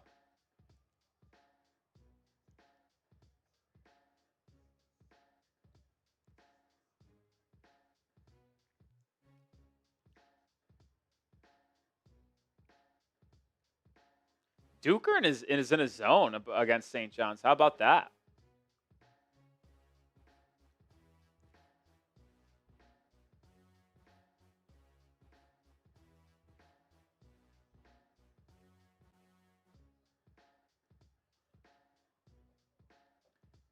Duke's getting the ball back, down 4, 10 minutes to go.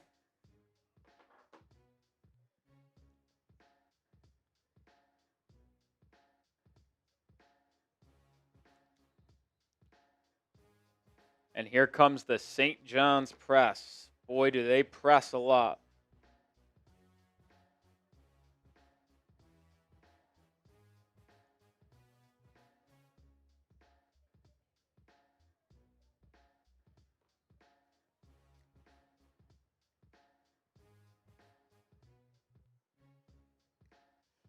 Am I a Duke fan? No. I don't like the only team I root for in college basketball is my alma mater, St. Bonaventure. I just enjoy the sport so much. I'm not a fan of any team that isn't St. Bonaventure. I do enjoy watching Alabama a ton, if I'm going to be honest with you. I just like their play style. But yeah, I'm not a fan of anybody. Wouldn't claim any team outside of St. Bonaventure. Just enjoy the sport. 2-point game. St. John's' 10-point lead down to 2. Duke has battled back all year long when their back's against the wall, which hasn't been a lot.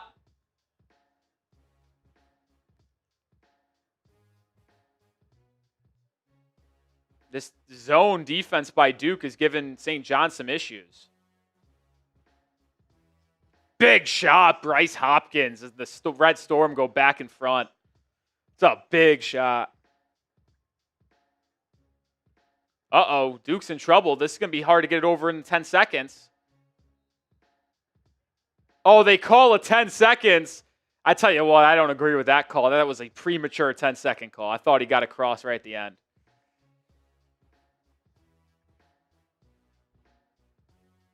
Ninth turnover of the game for Duke. That was close. Did he get across? I don't know about that one, Jim. I don't know, Jim. Oh, we're back in the second half. Didn't see that one coming. 81-48. Heat get a score out of the timeout or the half. How do the Heat get it ever within 15? That's the question. That's the line. It is a 33-point game. Do they ever get it within 15? Well, the Heat are off to a 5-0 start as Andrew Wiggins drains the three, and just like that, they're down from 35 to 30.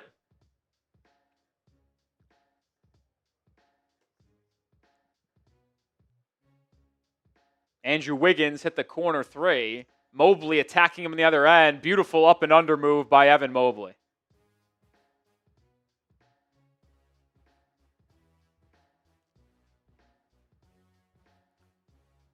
Herro, step back midi. Nope.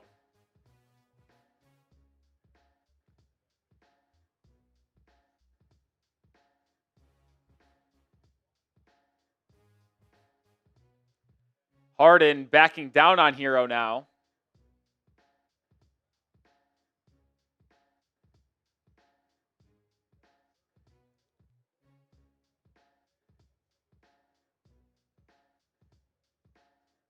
That was a great up and under for Evan Mobley, man.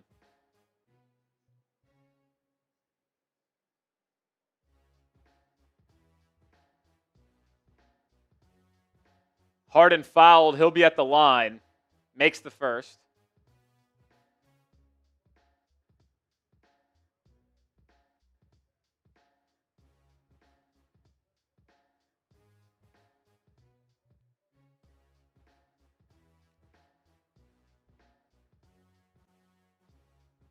Harden makes the pair. 85-51.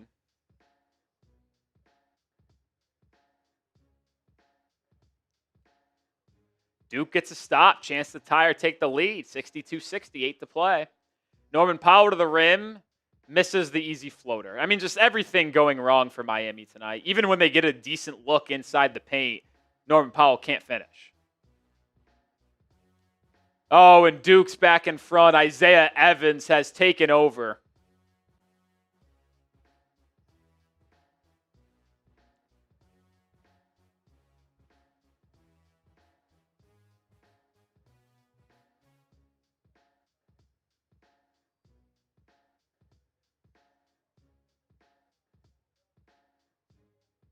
(65-63) in St. John's Duke. Bryce Hopkins had a big three. Davion Mitchell was fouled. He's shooting free throws.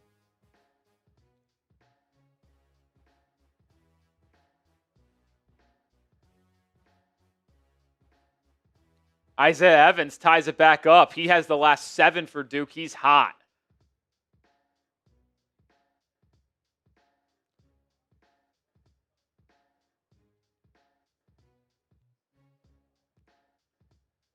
Mitchell makes both free throws. 36-point game.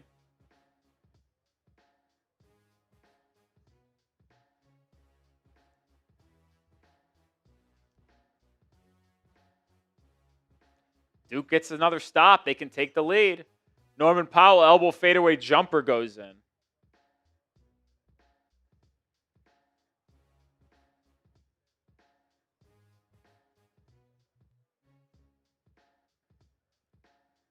Well, it's not like the Heat are going to get a stop. The Cavs another bucket.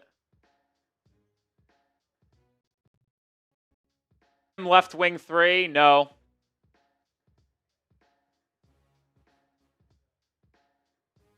Davion Mitchell 3, that one falls short. Rebound stays with the Cavs as it last touched Davion Mitchell.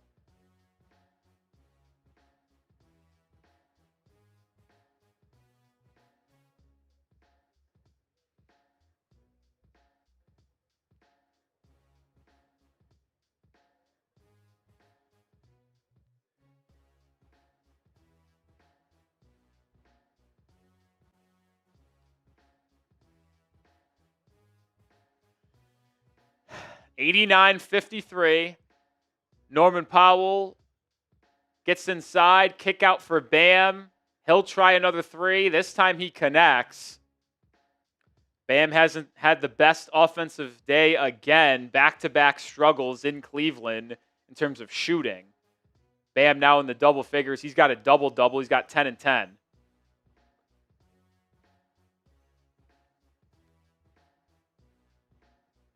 James Harden. We have a stoppage. For what reason?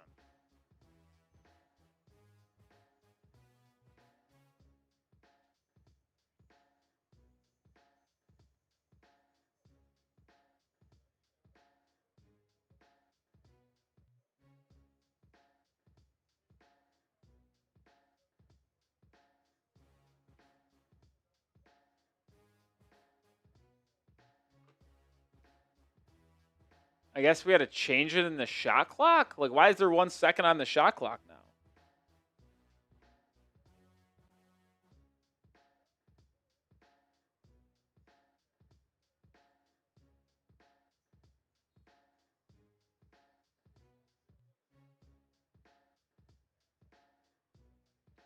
Well, the Heat get a turnover. Shot clock violation.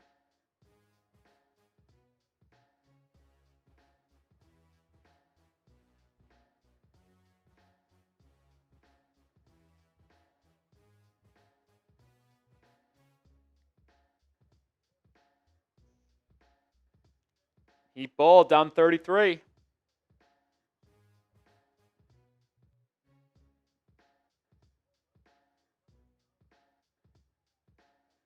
Wiggins, corner 3. That's another triple for Andrew Wiggins in this half. He's now up to 10 points. He's got 3 triples tonight. Jared Allen with a little right hook shot goes.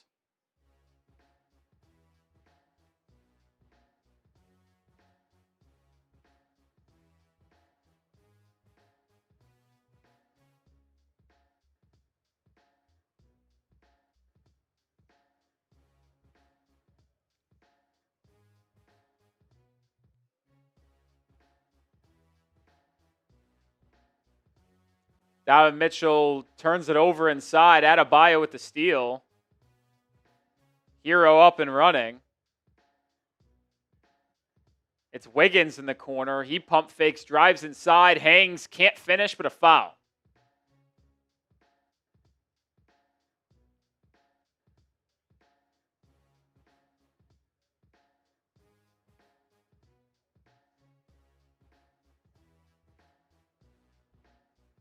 So Wiggins at the line as he's been the leading scorer for Miami in the second half.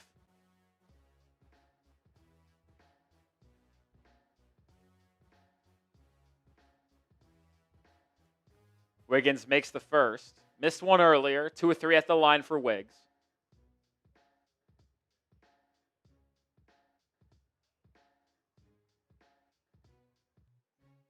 Duke goes back in front by 2 with 6 minutes to play.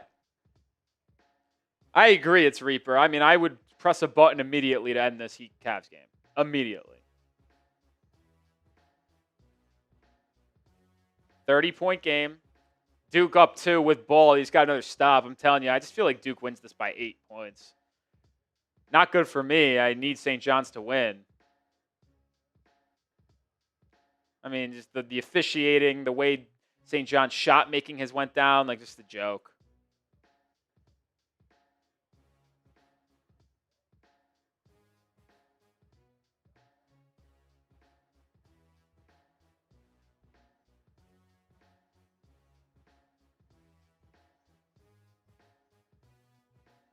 Evan Mobley backing down on Norman Powell, kicks it out. It's going to be a Harden 3. Can't fall. Adebayo with his 11th rebound. Davion Mitchell, pull-up floater. Nope.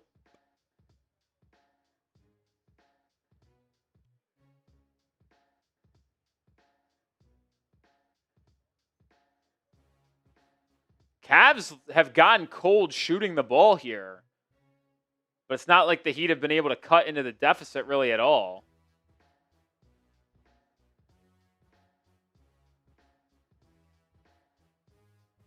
Timeout on the floor, 91-61, 6.5 to play here in the third. We'll tell you about today's sponsor. Today's stream is brought to you by Prize Picks. The playoff push is heating up, and we know Tournament Hoops is in full swing as well. There's no better way to cash in if you're right on the high-flying hoops action than Prize Picks, where it always feels good to be right. And with their brand new Team Picks market, you can now pick game winners, spreads, and totals on top of the player picks you already know. So cash in if you're right during all the clutch buckets, slam dunks, and madness this spring with Team Picks on Prize Picks. But if you don't like to do the Team Picks, you can still play daily fantasy, which is how I like to do it. My daily fantasy lineup for the game between Miami and Cleveland tonight. I am doing a flex play because it is Flex Friday. I would take advantage of that if you haven't already. More on Andrew Wiggins, 12.5 points. More on Donovan Mitchell, 27.5 points. More on 8 assists for James Harden. And more on Norman Powell, 7.5 3-pointers attempted. That is my 4-player entry for tonight's game. Download the Prize Picks app today and pick your first game winner, spread, or total. As the playoff push rolls on, you can get $50 in daily fantasy lineups when you play your first $5 lineup when you use code CLNS. That's code CLNS to get $50 in daily fantasy lineups when you play your first $5 lineup. Prize Picks. It's good to be right.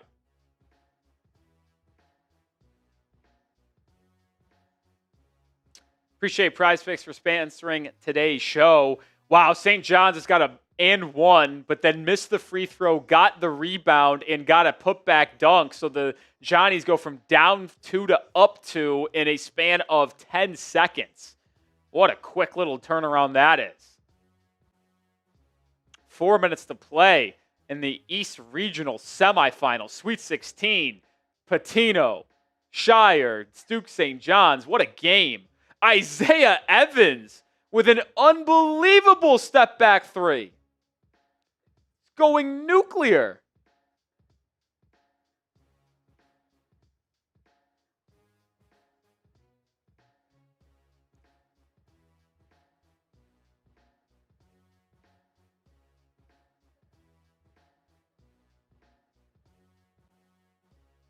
And Duke gets a stop.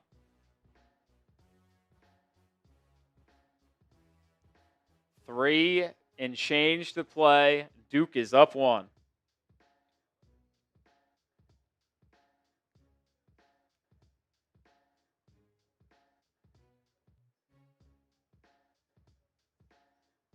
Oh my, Cam Boozer, big time and 1. I think that just put it to bed.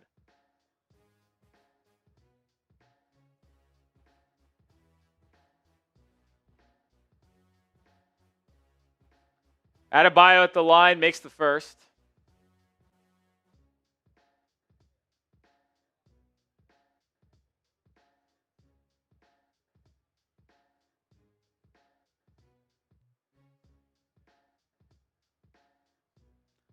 Bam makes the pair.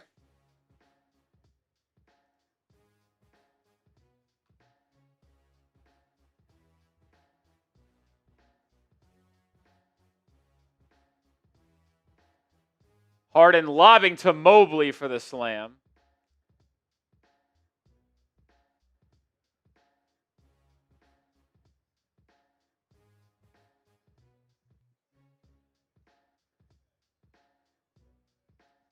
Herro knocks down a step back three.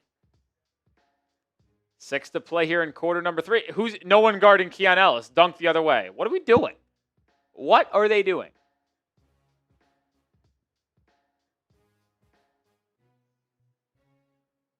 That's embarrassing. Bam, top of the key 3. Nope. His struggles continue. He's been pretty bad offensively in each of these 2 games in Cleveland.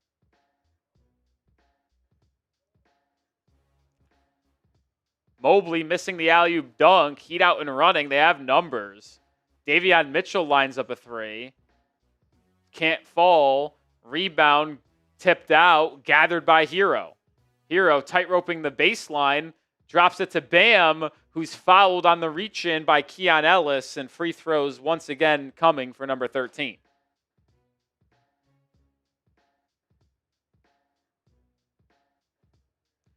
Yeah, Harden on the reach-in, Ellis on the reach-in.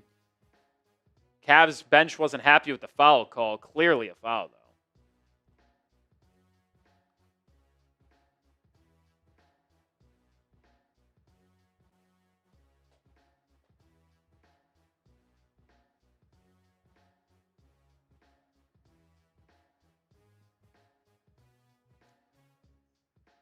Heat down 29, make it 28 as Bam makes a free throw.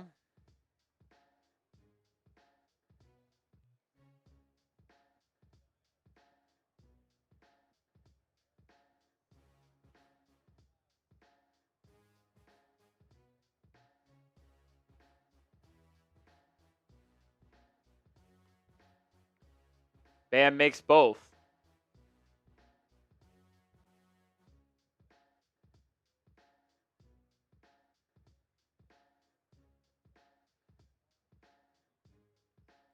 Five to play in quarter number 3, 27-point game. He'd have won this quarter by 8. They were down 35 at the half.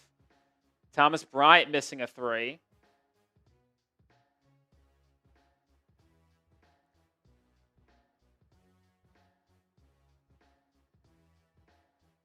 Bam doubled, kick out Davion Mitchell. Boy, he struggled. 1 of 6. Max Strus went nuts in the first half, picks up right where he left off. He knocks down a tray ball.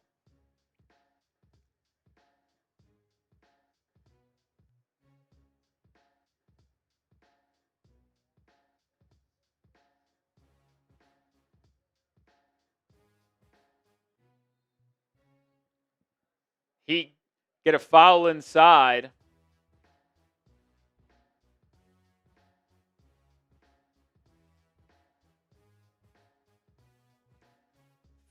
Foul, Miami getting free throws.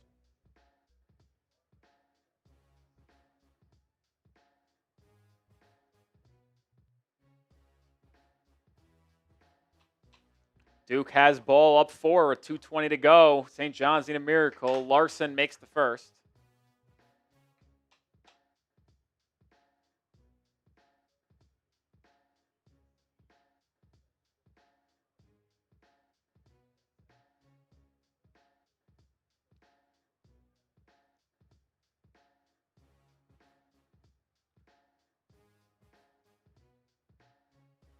Oh, Duke up 6. That's going to do it.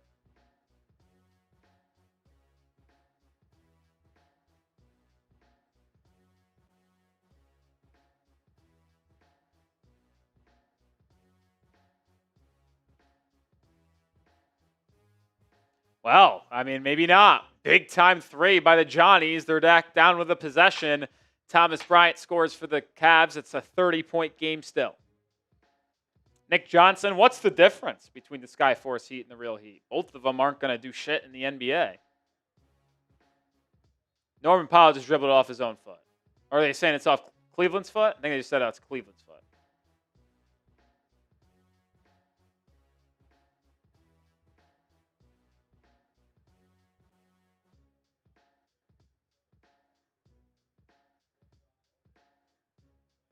What a rebound. Holy shit.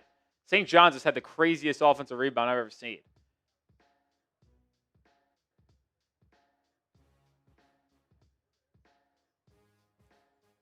Minute 7 to play. St. John's has it down 5.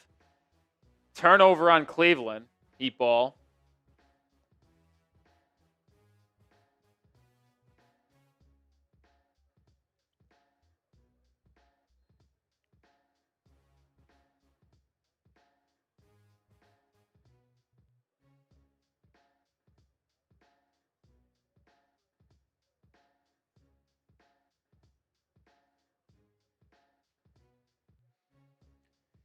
Dru says 25. Yeah, he's gone nuts. He has 7 threes, I think. Yeah, 7 threes. Larsson at the line makes a free throw.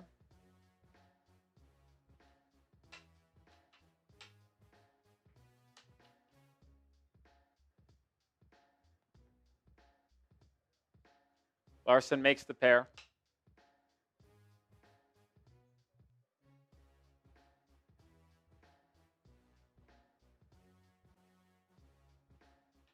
.28 game. Schroeder inside fouled.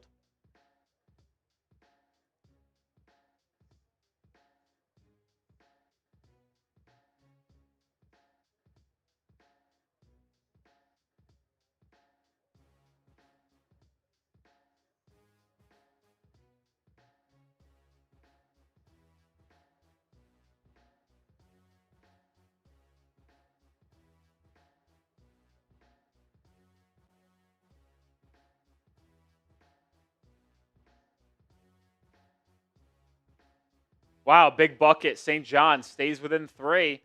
50 seconds to play. Alabama down 3. Make it 5. Potentially 6 and 1 for Michigan. Oh, almost turned over by Duke. Shire calls a timeout. Norman Powell knocks down a 3. 26-point game between Miami and Cleveland. Jakucionis in. Didn't play much in the first half. Thomas Bryant missing. Bam with the board. Heat have numbers. 5-on-4. Hawkeyes, left wing 3. 23-point game. And Jakucionis goes flying. I think we got a foul called on Cleveland. So we got a 23-point game, and we might have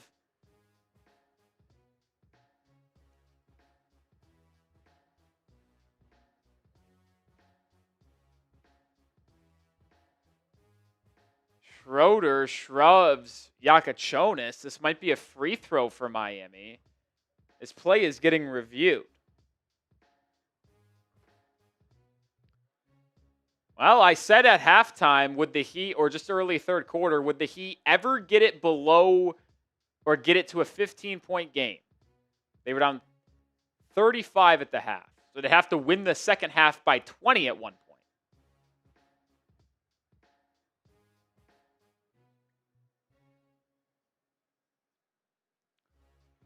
We'll see.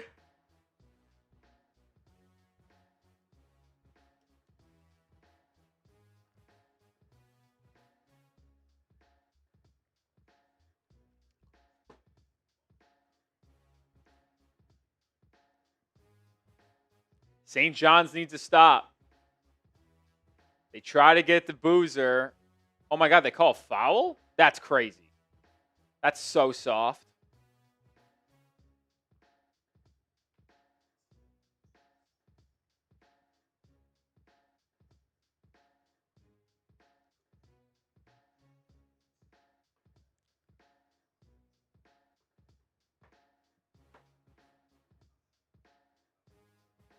It's a 1-1 though. Is Cam Boozer going to choke and miss a free throw? 6 of 6 at the line tonight. He's 78% shooter. Odds would say he misses this.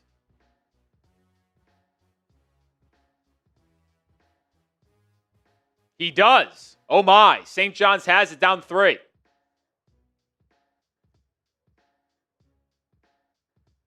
"25 seconds to go.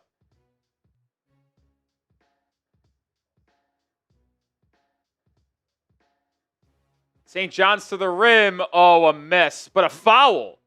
And free throws are coming for the Johnnies to cut it to 1 with 14.7 seconds remaining. I mean, that's clearly a foul. It was a late whistle. I'm surprised it took so long. I mean, it was clear as obvious.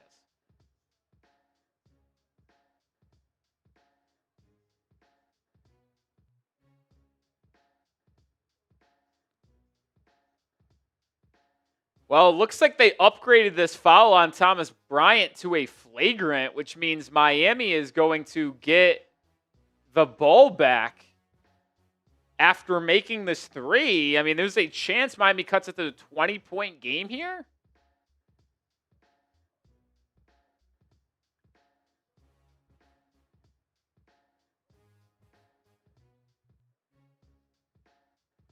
Wow, Michigan's opened up a 10-point lead. Jakucionis shooting the free throw.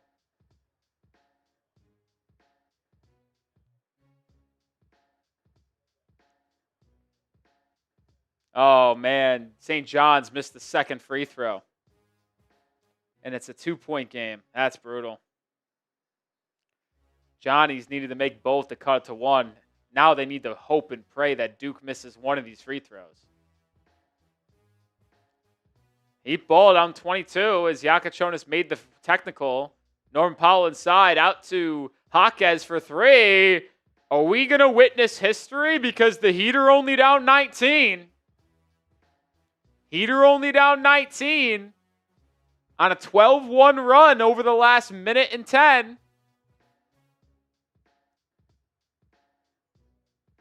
Keon Ellis 3. No. Thomas Bryant offensive rebound. Inside, can't finish. Heat ball. Miami chance to get it even closer. Jaquez swinging it. Jakucionis catch and shoot 3. Can't fall.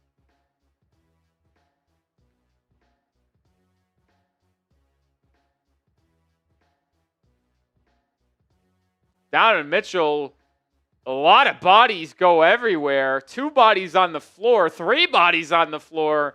Free throws coming for Cleveland.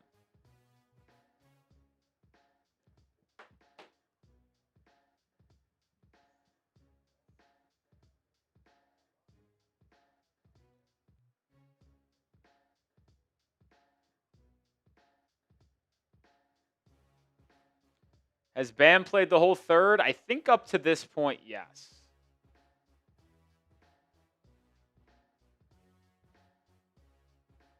Davion Mitchell's at the charity stripe, makes the first.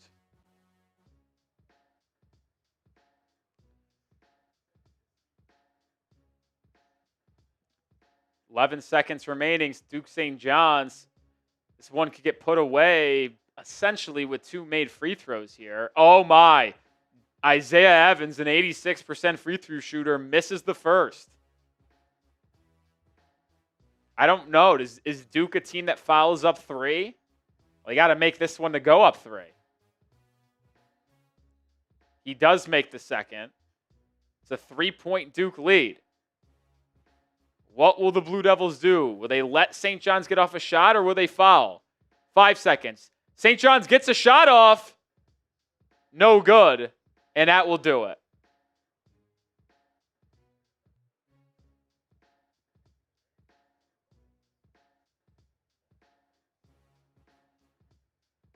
No good for Cleveland. 21-point game.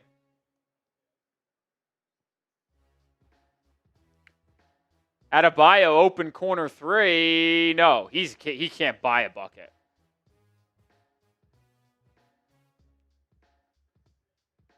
Thomas Bryant gets positioned inside the other way and lays it up and in over Norman Powell.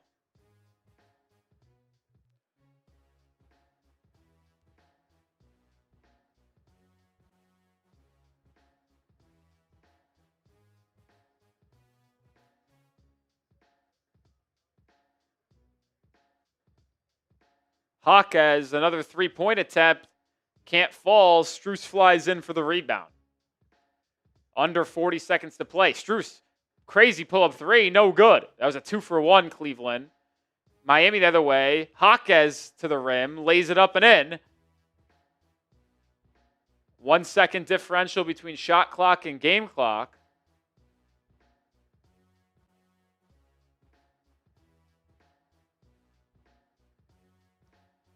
So, essentially the last shot here for the Cavs. Up 21. Heat have won this quarter by 14. And the Heat commit a foul. And the Cavs are in the bonus, so Max Strus getting free throws.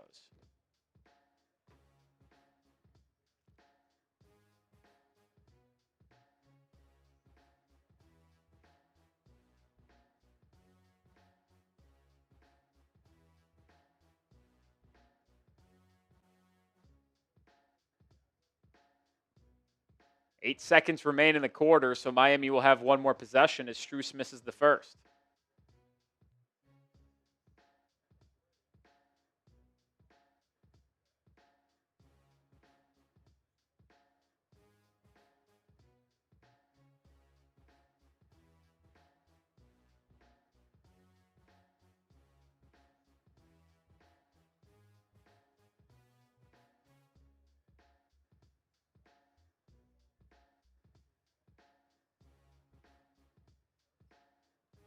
Two seconds in the quarter. Powell fires a three. No. Heat do climb back in it from down 34 to down 22, but it sounds and feels like this is going to be. Wait, did they call a foul on that three? Is Norman Powell getting free throws?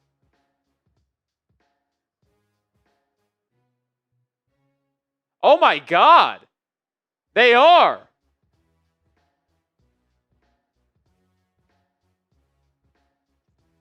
Norman Powell is getting 3 free throws. Now, where the foul is, I guess maybe a lower body there.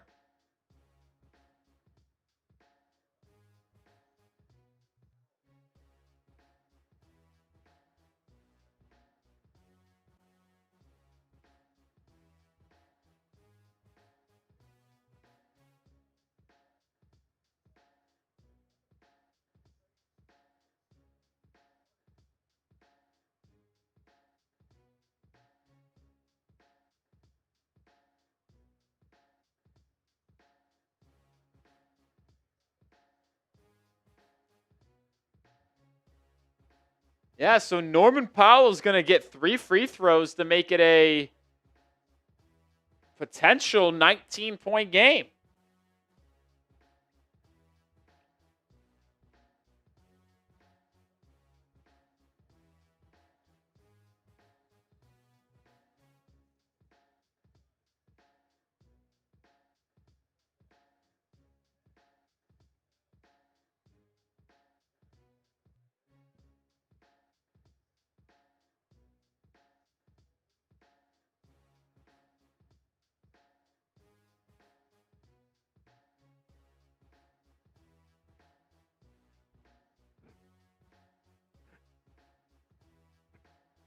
So 1.3 seconds remaining in the third quarter. Norman Powell is going to get 3 free throws.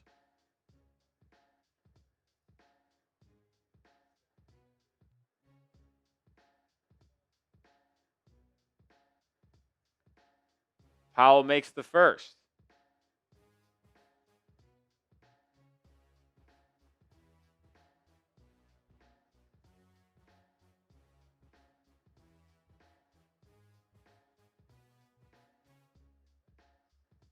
Powell makes the second.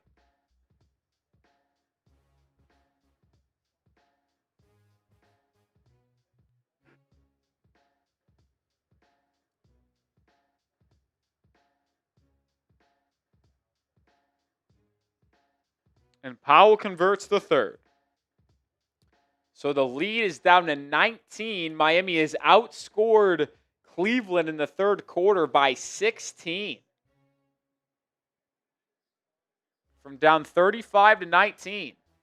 Cavs inbound it. Oh my God, they got a shot off, and they hit the three.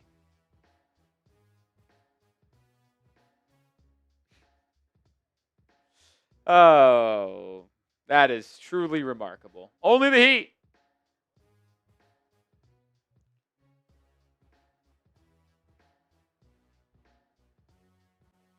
Only the Heat, man. Fourth quarter time, put the fours up. Put the fours up.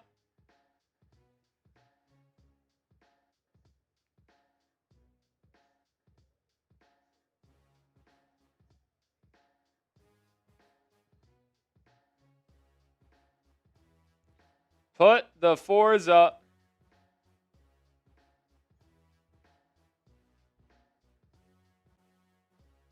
I can't believe they just allowed that. I say I can't believe it, but it might be the most Miami Heat thing ever to allow that.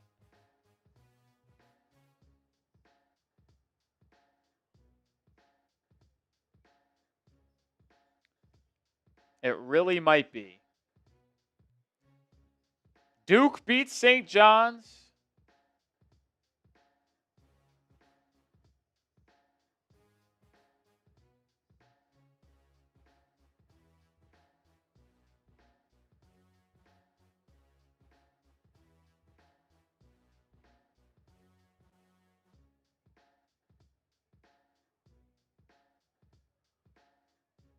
Michigan up 71-60. Both one seeds pulling, I would say pulling away, but just really playing well.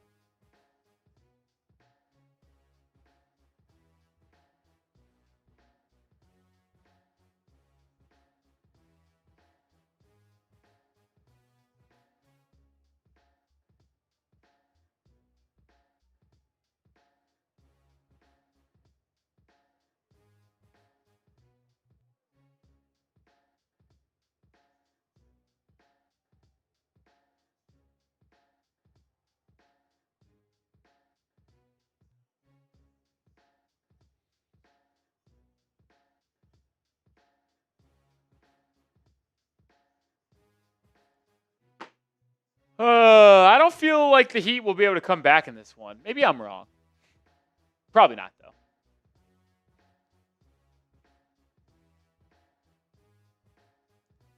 Thought it was a bad matchup for the Heat anyway with Jared Allen being back. Also just didn't think the Heat were going to be able to beat this team twice in a row on the road. Fourth quarter underway.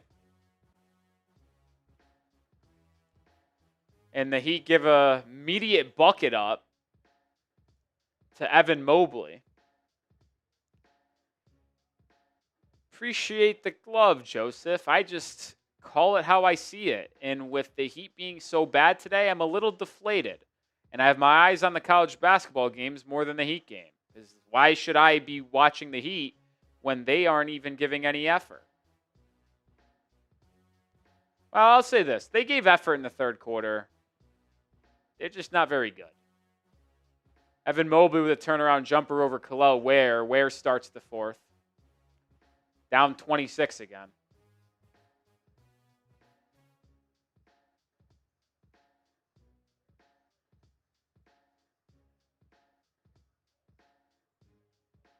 Heat unable to score to start this fourth quarter.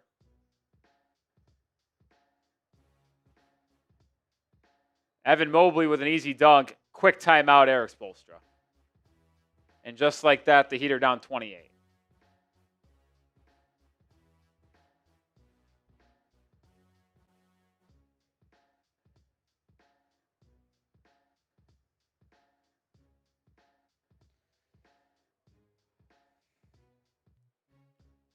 All right, tell you about today's sponsor. Today's stream is brought to you by Prize Picks. The playoff push is heating up, and we know Tournament Hoops is in full swing as well. There's no better way to cash in if you're right on the high-flying hoops action than Prize Picks, where it always feels good to be right. And with their brand new Team Picks market, you can now pick game winners, spreads, and totals on top of the player picks you already know. So cash in if you're right during all the clutch buckets, slam dunks, and madness this spring with team picks on Prize Picks. But if you don't like to do the team picks, you could still play daily fantasy, which is how I like to do it. My daily fantasy lineup for the game between Miami and Cleveland tonight. I am doing a flex play because it is Flex Friday. I would take advantage of that if you haven't already. More on Andrew Wiggins, 12.5 points. More on Donovan Mitchell, 27.5 points. More on 8 assists for James Harden. And more on Norman Powell, 7.5 3-pointers attempted. That is my 4-player entry for tonight's game. Download the Prize Picks app today and pick your first game winner, spread, or total. As the playoff push rolls on, you can get $50 in daily fantasy lineups when you play your first $5 lineup when you use code CLNS. That's code CLNS to get $50 in daily fantasy lineups when you play your first $5 lineup. Prize Picks. It's good to be right. Appreciate Prize Picks for sponsoring today's stream. I wish the Heat were playing as good as Prize Picks is to play on, if that made any sense.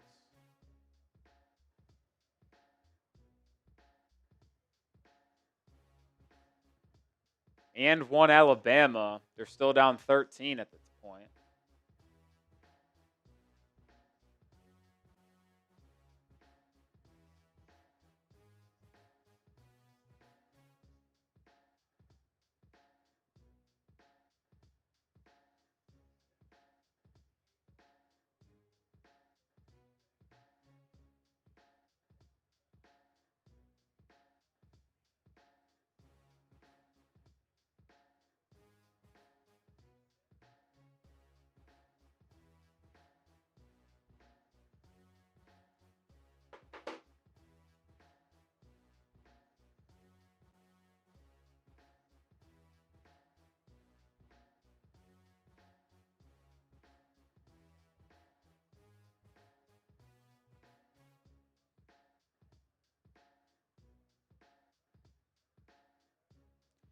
Kel'el Ware driving on Evan Mobley out of the timeout. Spinning layup. That, honestly, that was as good as a move as I've ever seen Kel'el Ware make off the dribble. Took it to Evan Mobley's chest, played off 2 feet, and spun back to his left hand and finished over the top. But then on the other end, he fouls Evan Mobley.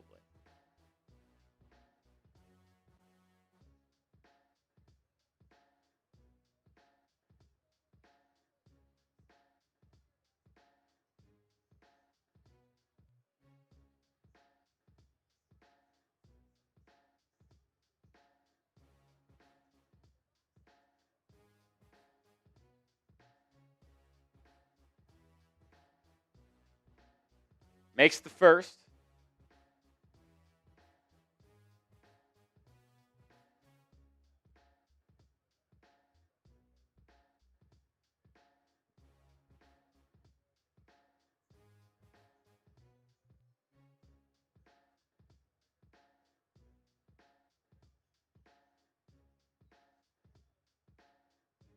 Kel'el Ware off the drop-off pass from Larsson with an easy dunk. Good drive and drop-off by Pelle. Schroeder pull-up midi. That falls.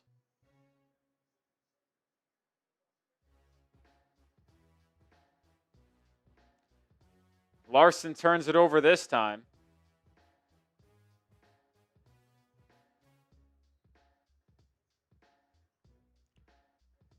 Heat called for a foul.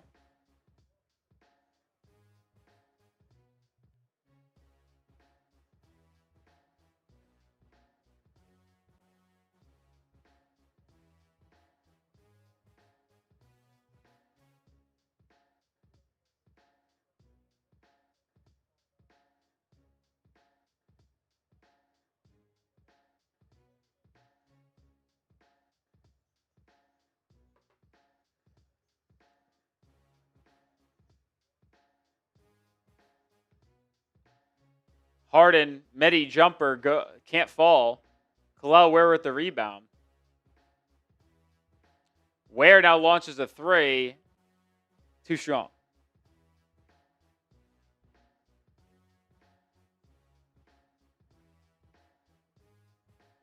Harden turns it over, but the Heat give it right back. Sam Merrill, open corner 3. No. Rebound That time falls to Miami. Herro the other way. Pump fakes. Drives and kicks to Jakucionis for a corner three. That one goes in.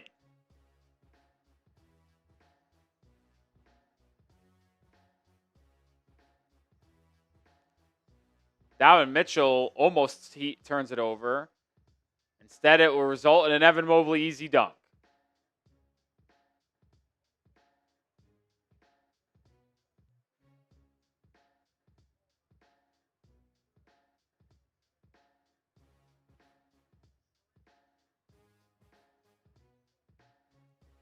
Tyler Herro with a drive. He stops at the free throw line and hits the jumper.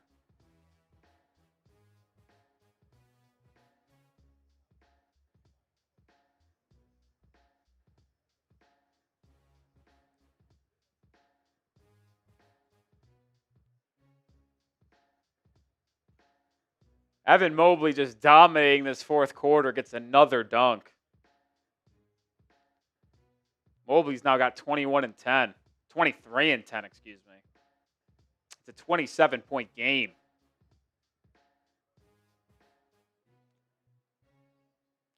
Jaquez stymied inside, kicks it out to Herro. Herro swings at Jakucionis, quick trigger three, rattles it home.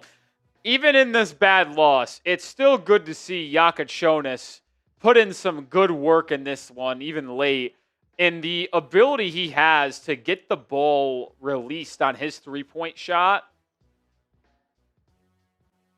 as quickly, like him getting that shot off as quickly as he did with the defender in his face and drilling it, that's impressive. And that's hopefully things that we can build on with him to the future. Schroeder misses the mid-range pull-up. Heat out in transition. Jaquez to the rim. And one, Jaime Jaquez Jr.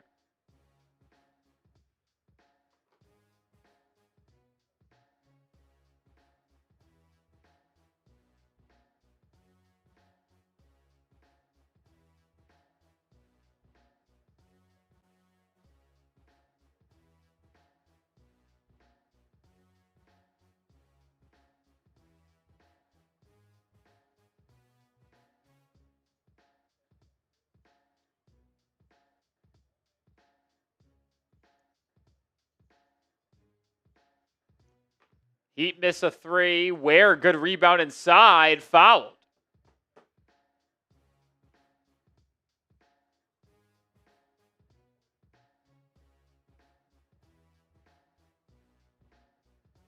Alabama on 11 with 8 minutes to go. Do they have a push in them? Well, that LeBaron Philon three will help. Down 8.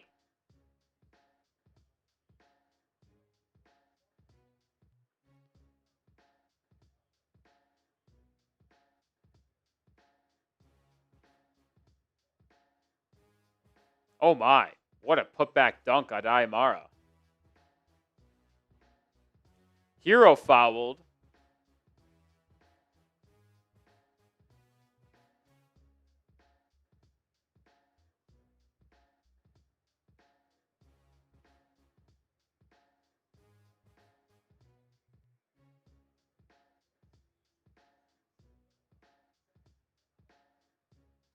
It's side out for Miami. Oh, Tyler Herro offensive foul. And they're going to immediately review this for potential flagrant.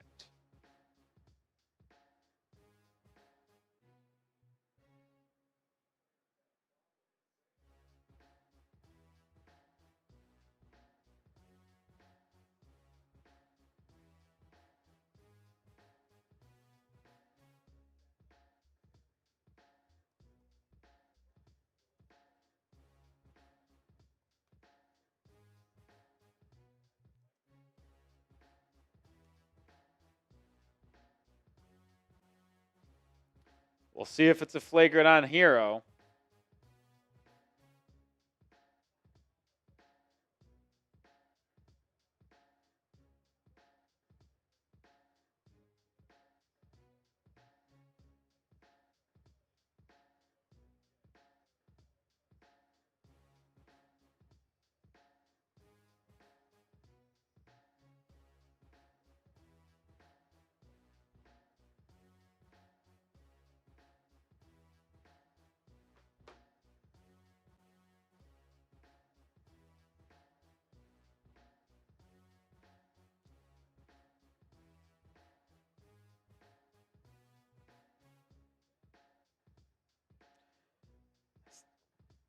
Kawhi hit a game winner against the Pacers.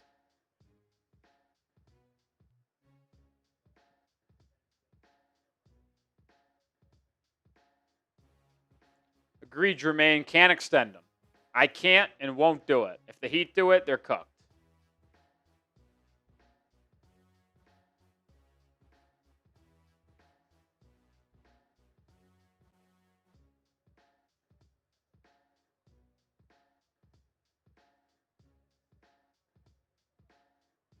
Yeah, they called it a flagrant on Tyler Herro.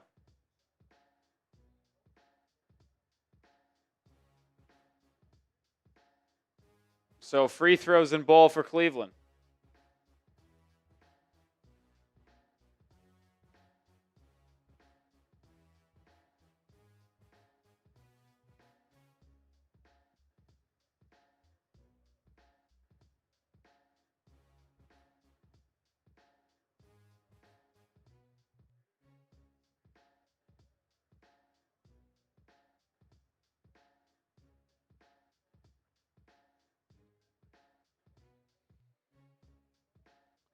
I hope not, Ron Baker. I hope not.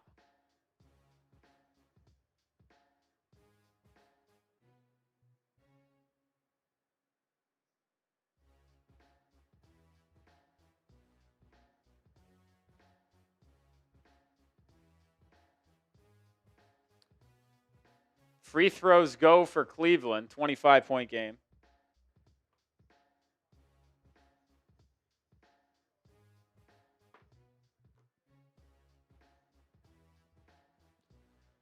Myron Gardner in for Jaquez. Why? I don't know.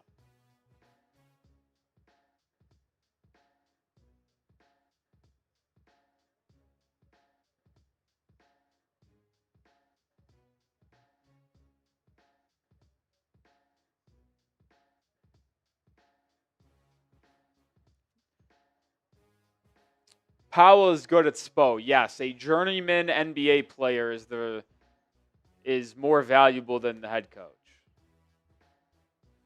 And I'm sure an NBA Hall of Fame head coach is the reason why Norman Powell is struggling in the second half of the season. Well, couldn't you say he made an all-star team for the first time because of Coach Spo in the first half of the year? Just like dumb thinking. Sorry to call you out, but it's true. Saying Norman Powell isn't playing good anymore because of the coach is just deflecting blame.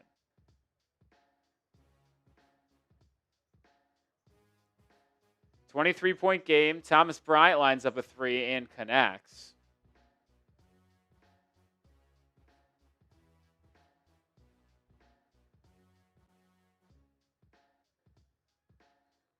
Like, I'm just going to start calling out people that are just saying dumb things. Like, Jocelyn, that's fucking stupid. Spo needs a star player to make him look good. Hey, fun fact for you, in case you didn't know this. Every good head coach in any sport history has a superstar player on their team to help them win games. Oh, breaking news! Good coaches need good players. What are we doing?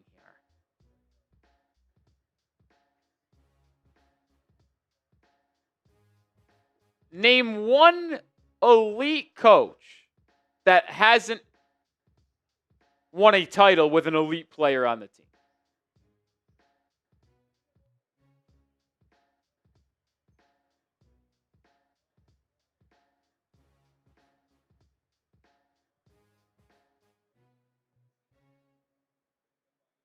I call out Lou Chains and he just comes out and hates the other way. That's your provocative. You said something stupid. Go ahead and say more stupid things.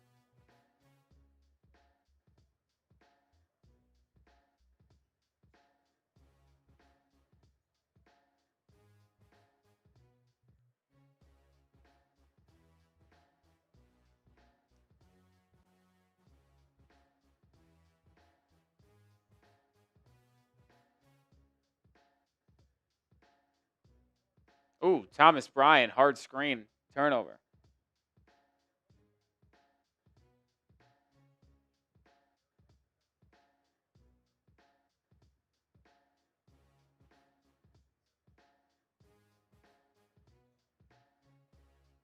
Man, Max Strus is lighting us up.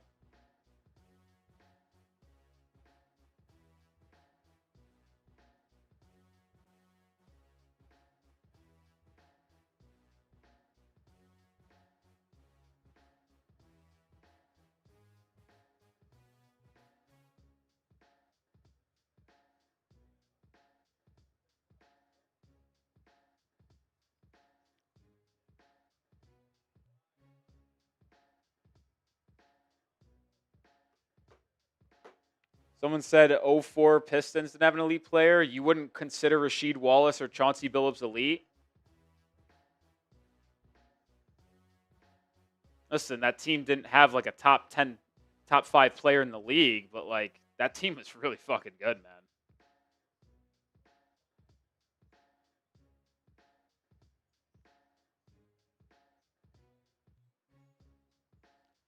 Schroeder pull-up jumper, no.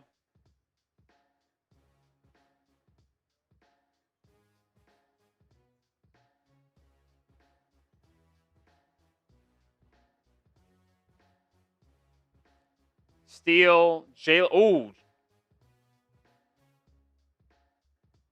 Tyrese Proctor fouled hard, and they're going to review this for a potential flagrant.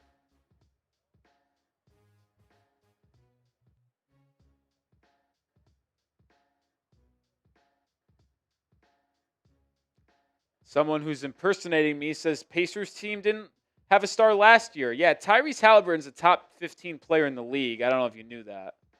So that's a star.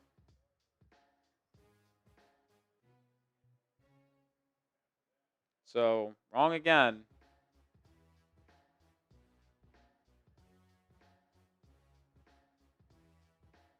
Thomas Bryant just got teed up.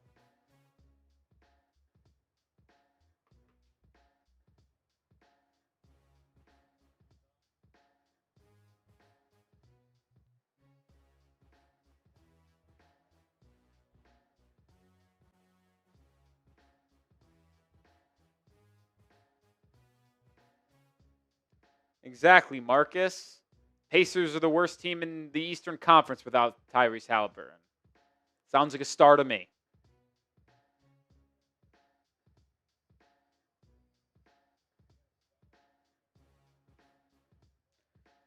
Jermaine, you're wrong again. Like I don't know why everyone's so quick to blame Spo. Is he dumb sometimes for not playing Kel'el Ware more in games like this where you have to have two bigs? Yes, they should have started the game with Kel'el Ware and Bam Adebayo. But say he's nothing without Wade, LeBron, and Bosh. I mean, he's taken the Heat to 2 finals in the last decade.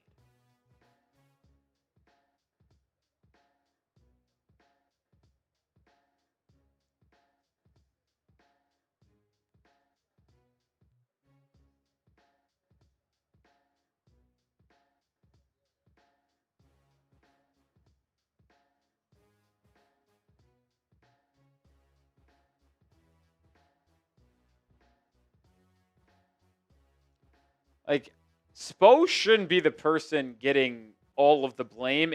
Blame the fucking front office, man. This team is poorly constructed.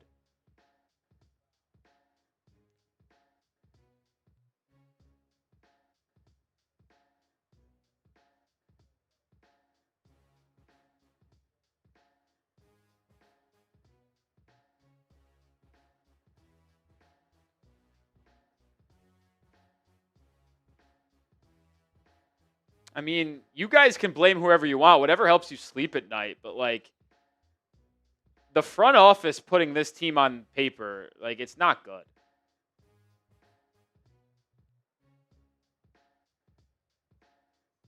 Like you guys truly are fucking so ungrateful what you guys say about Eric Spoelstra. And I really mean that. You guys are ungrateful. People say that I'm whiny towards the front office. You guys are crazy whiny about the head coach. You understand that out of the 30 teams in the NBA, 29 that aren't the Heat, 24 at minimum of the other 29 teams in the NBA would drop their head coach to get Eric Spoelstra immediately. Immediately.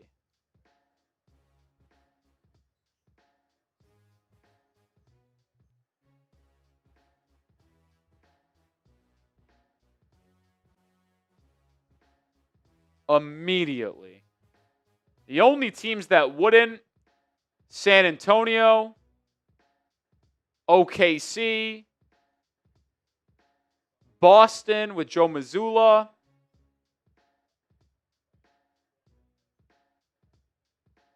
I think that's it, actually. I think those are the only 3 teams that wouldn't get rid of their head coach for Erik Spoelstra.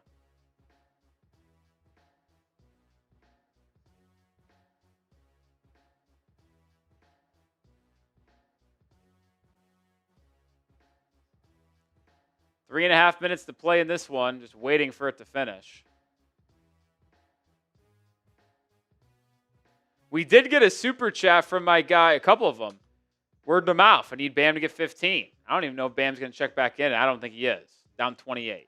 Ron Baker with a 20. Let's just take a shot, bro. I can get down with that.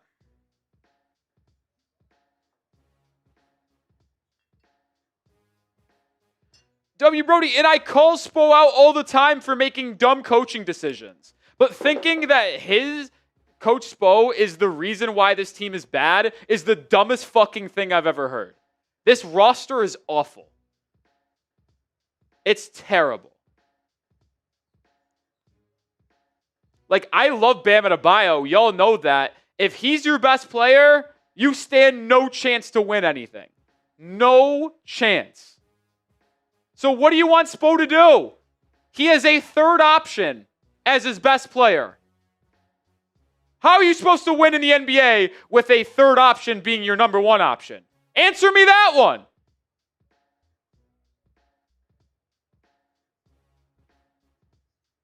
Answer me that.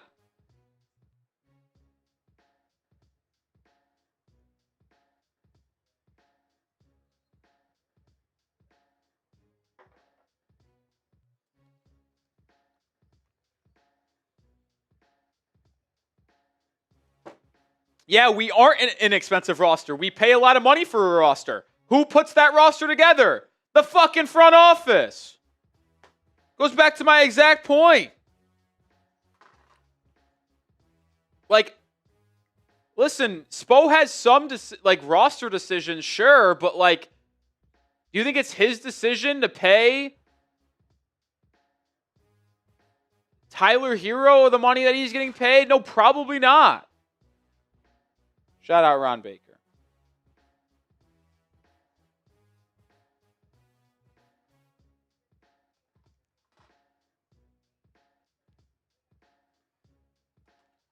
Com says, is there a chance we get out of the play-in? No, we're going to be in the play-in. We're going to be the play-in. Just depends what our seed's going to be. That's the only thing that is worth paying attention to.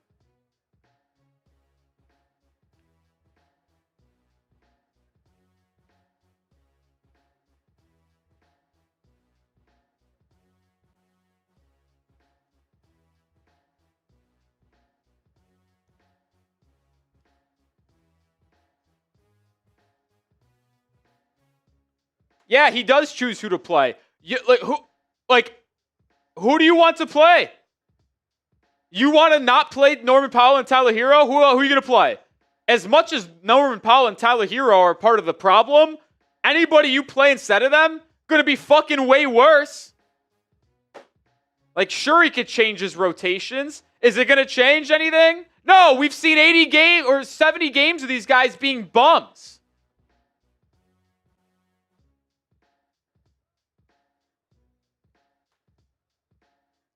I said coming into the year, I thought we could be the 5th or 6th seed in the Eastern Conference.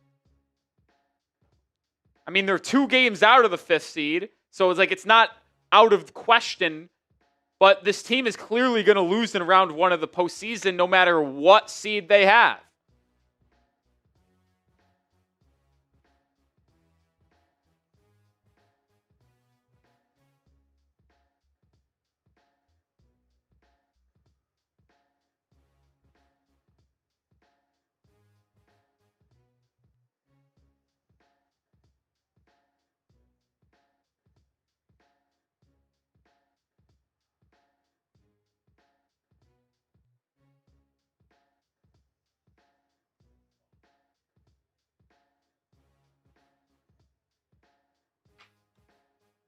Like you guys are just trying to find one person to blame, and it's easy to blame the head coach. It's this roster isn't very good. You could just say that, It's like, oh, the Heat aren't very good. Like, I promise you, no other head coach would change a thing. And I would probably be willing to bet it would be infinitely worse with any other head coach.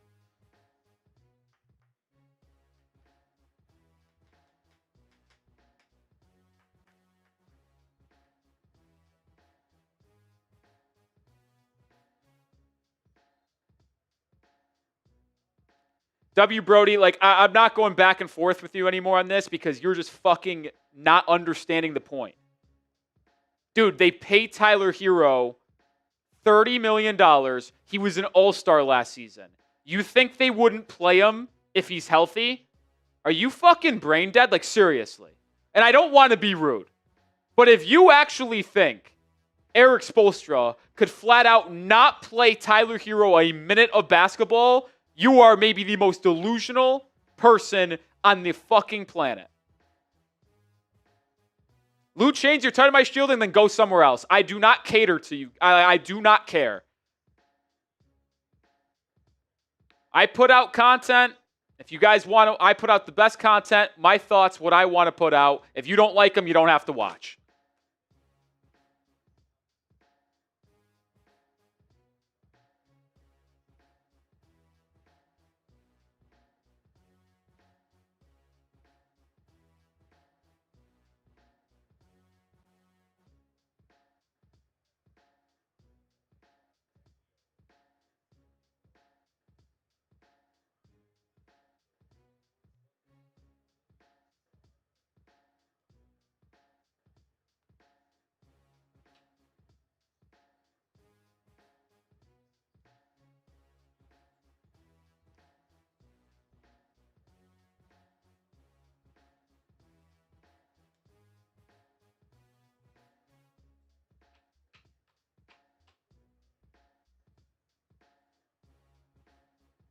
.2 game. Just waiting for this one to finish.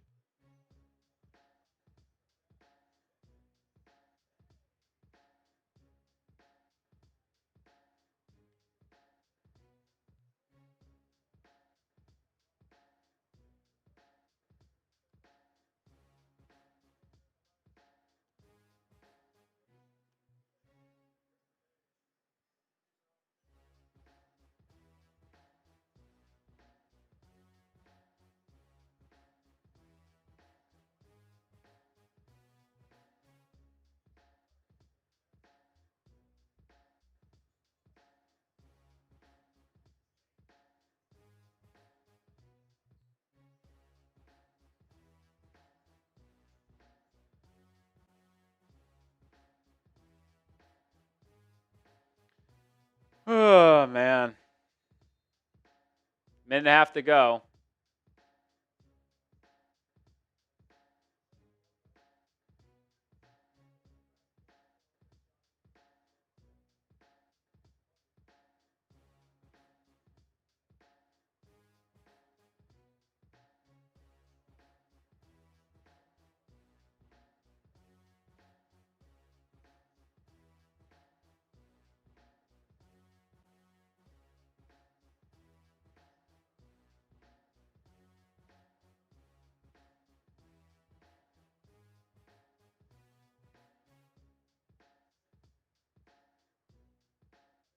Free throws for Keshad Johnson.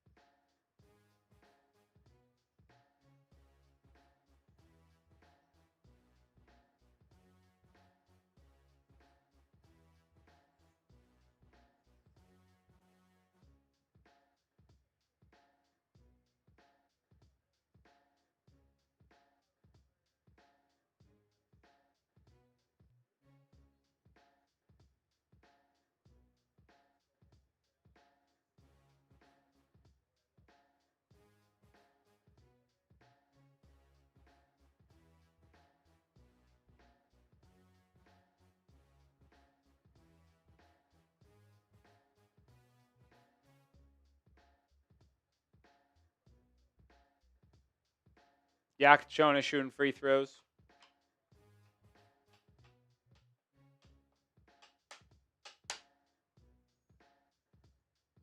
I have Alabama plus 10.5. They're down 13 with 10 seconds left. Well, not going to hit the three to get the backdoor cover. That would have been sick. Alabama loses 90 to 77.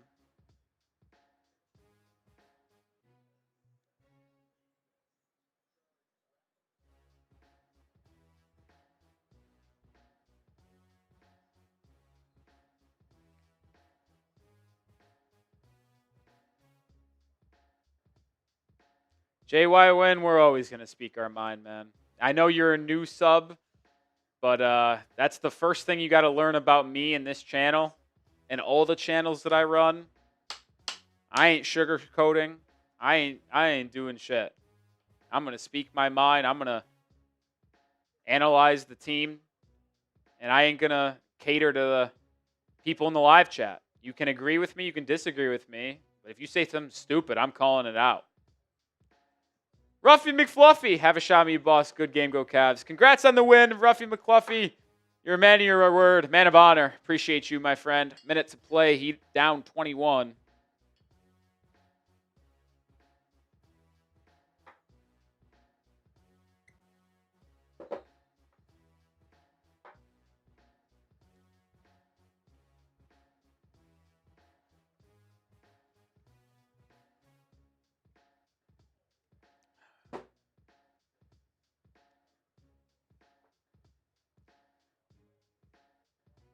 Well, guess what? I'll just ban you more times, too.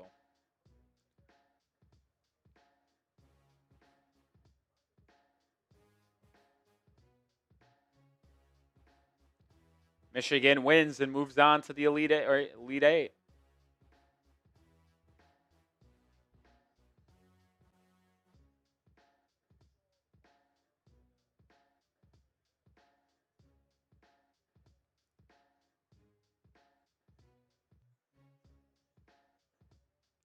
Listen, I'm not always right, but when it comes to Eric Spoelstra's job security, I know I'm more right than y'all. If y'all think that he could ever actually get fired, I just question if you ever pay attention to anything. The only way Eric Spoelstra isn't coaching the Miami Heat is if he retires. There is not a single soul that would fire Eric Spoelstra in that building. If you think otherwise, then I have beachfront property in North Dakota to sell you.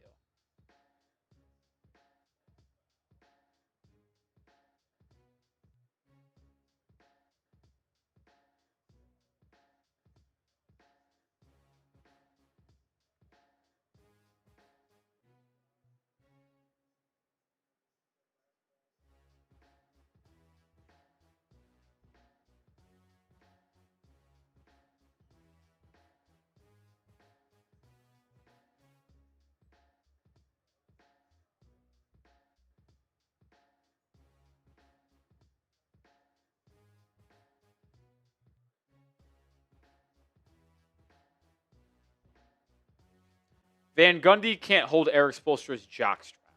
Comparing the two is idiotic.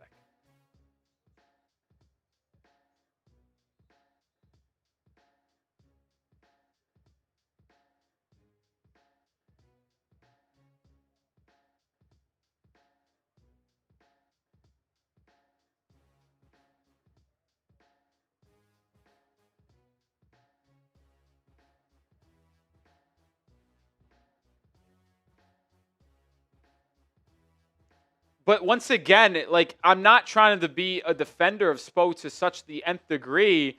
It's not the same shit. Like, it's not. Look at the offensive difference between last year and this year. Eric Spoelstra changed his entire offensive philosophy to try to improve and get better after the Heat's offense has been abysmal the last two seasons. And you know what? It worked. It worked. The Heat have a top 10 offense in the NBA. They haven't had that in their last 10 years. You want to know why they still aren't winning games? It's because the roster isn't good enough and they don't have people to make big-time plays when it matters the most. The Heat in advanced numbers and statistics, are a top 10 basketball team in the league.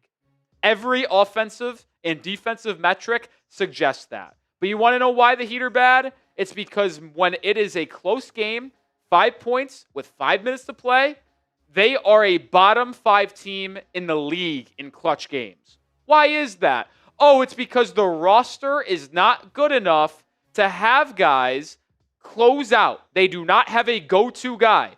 We are a bottom 5 clutch team in the NBA. That wasn't the issue tonight, but it's been the issue all year long. When it gets close late, the Heat can't finish because the roster isn't good enough. And that's where the roster construction from the front office comes into play. And I'd blame them because Eric Spoelstra changed everything offensively to try to improve. The Heat's offense improved drastically. And the Heat's defense is still top half in the NBA. But they can't win the close ones. Because the roster isn't good enough and they do not have a go-to guy late.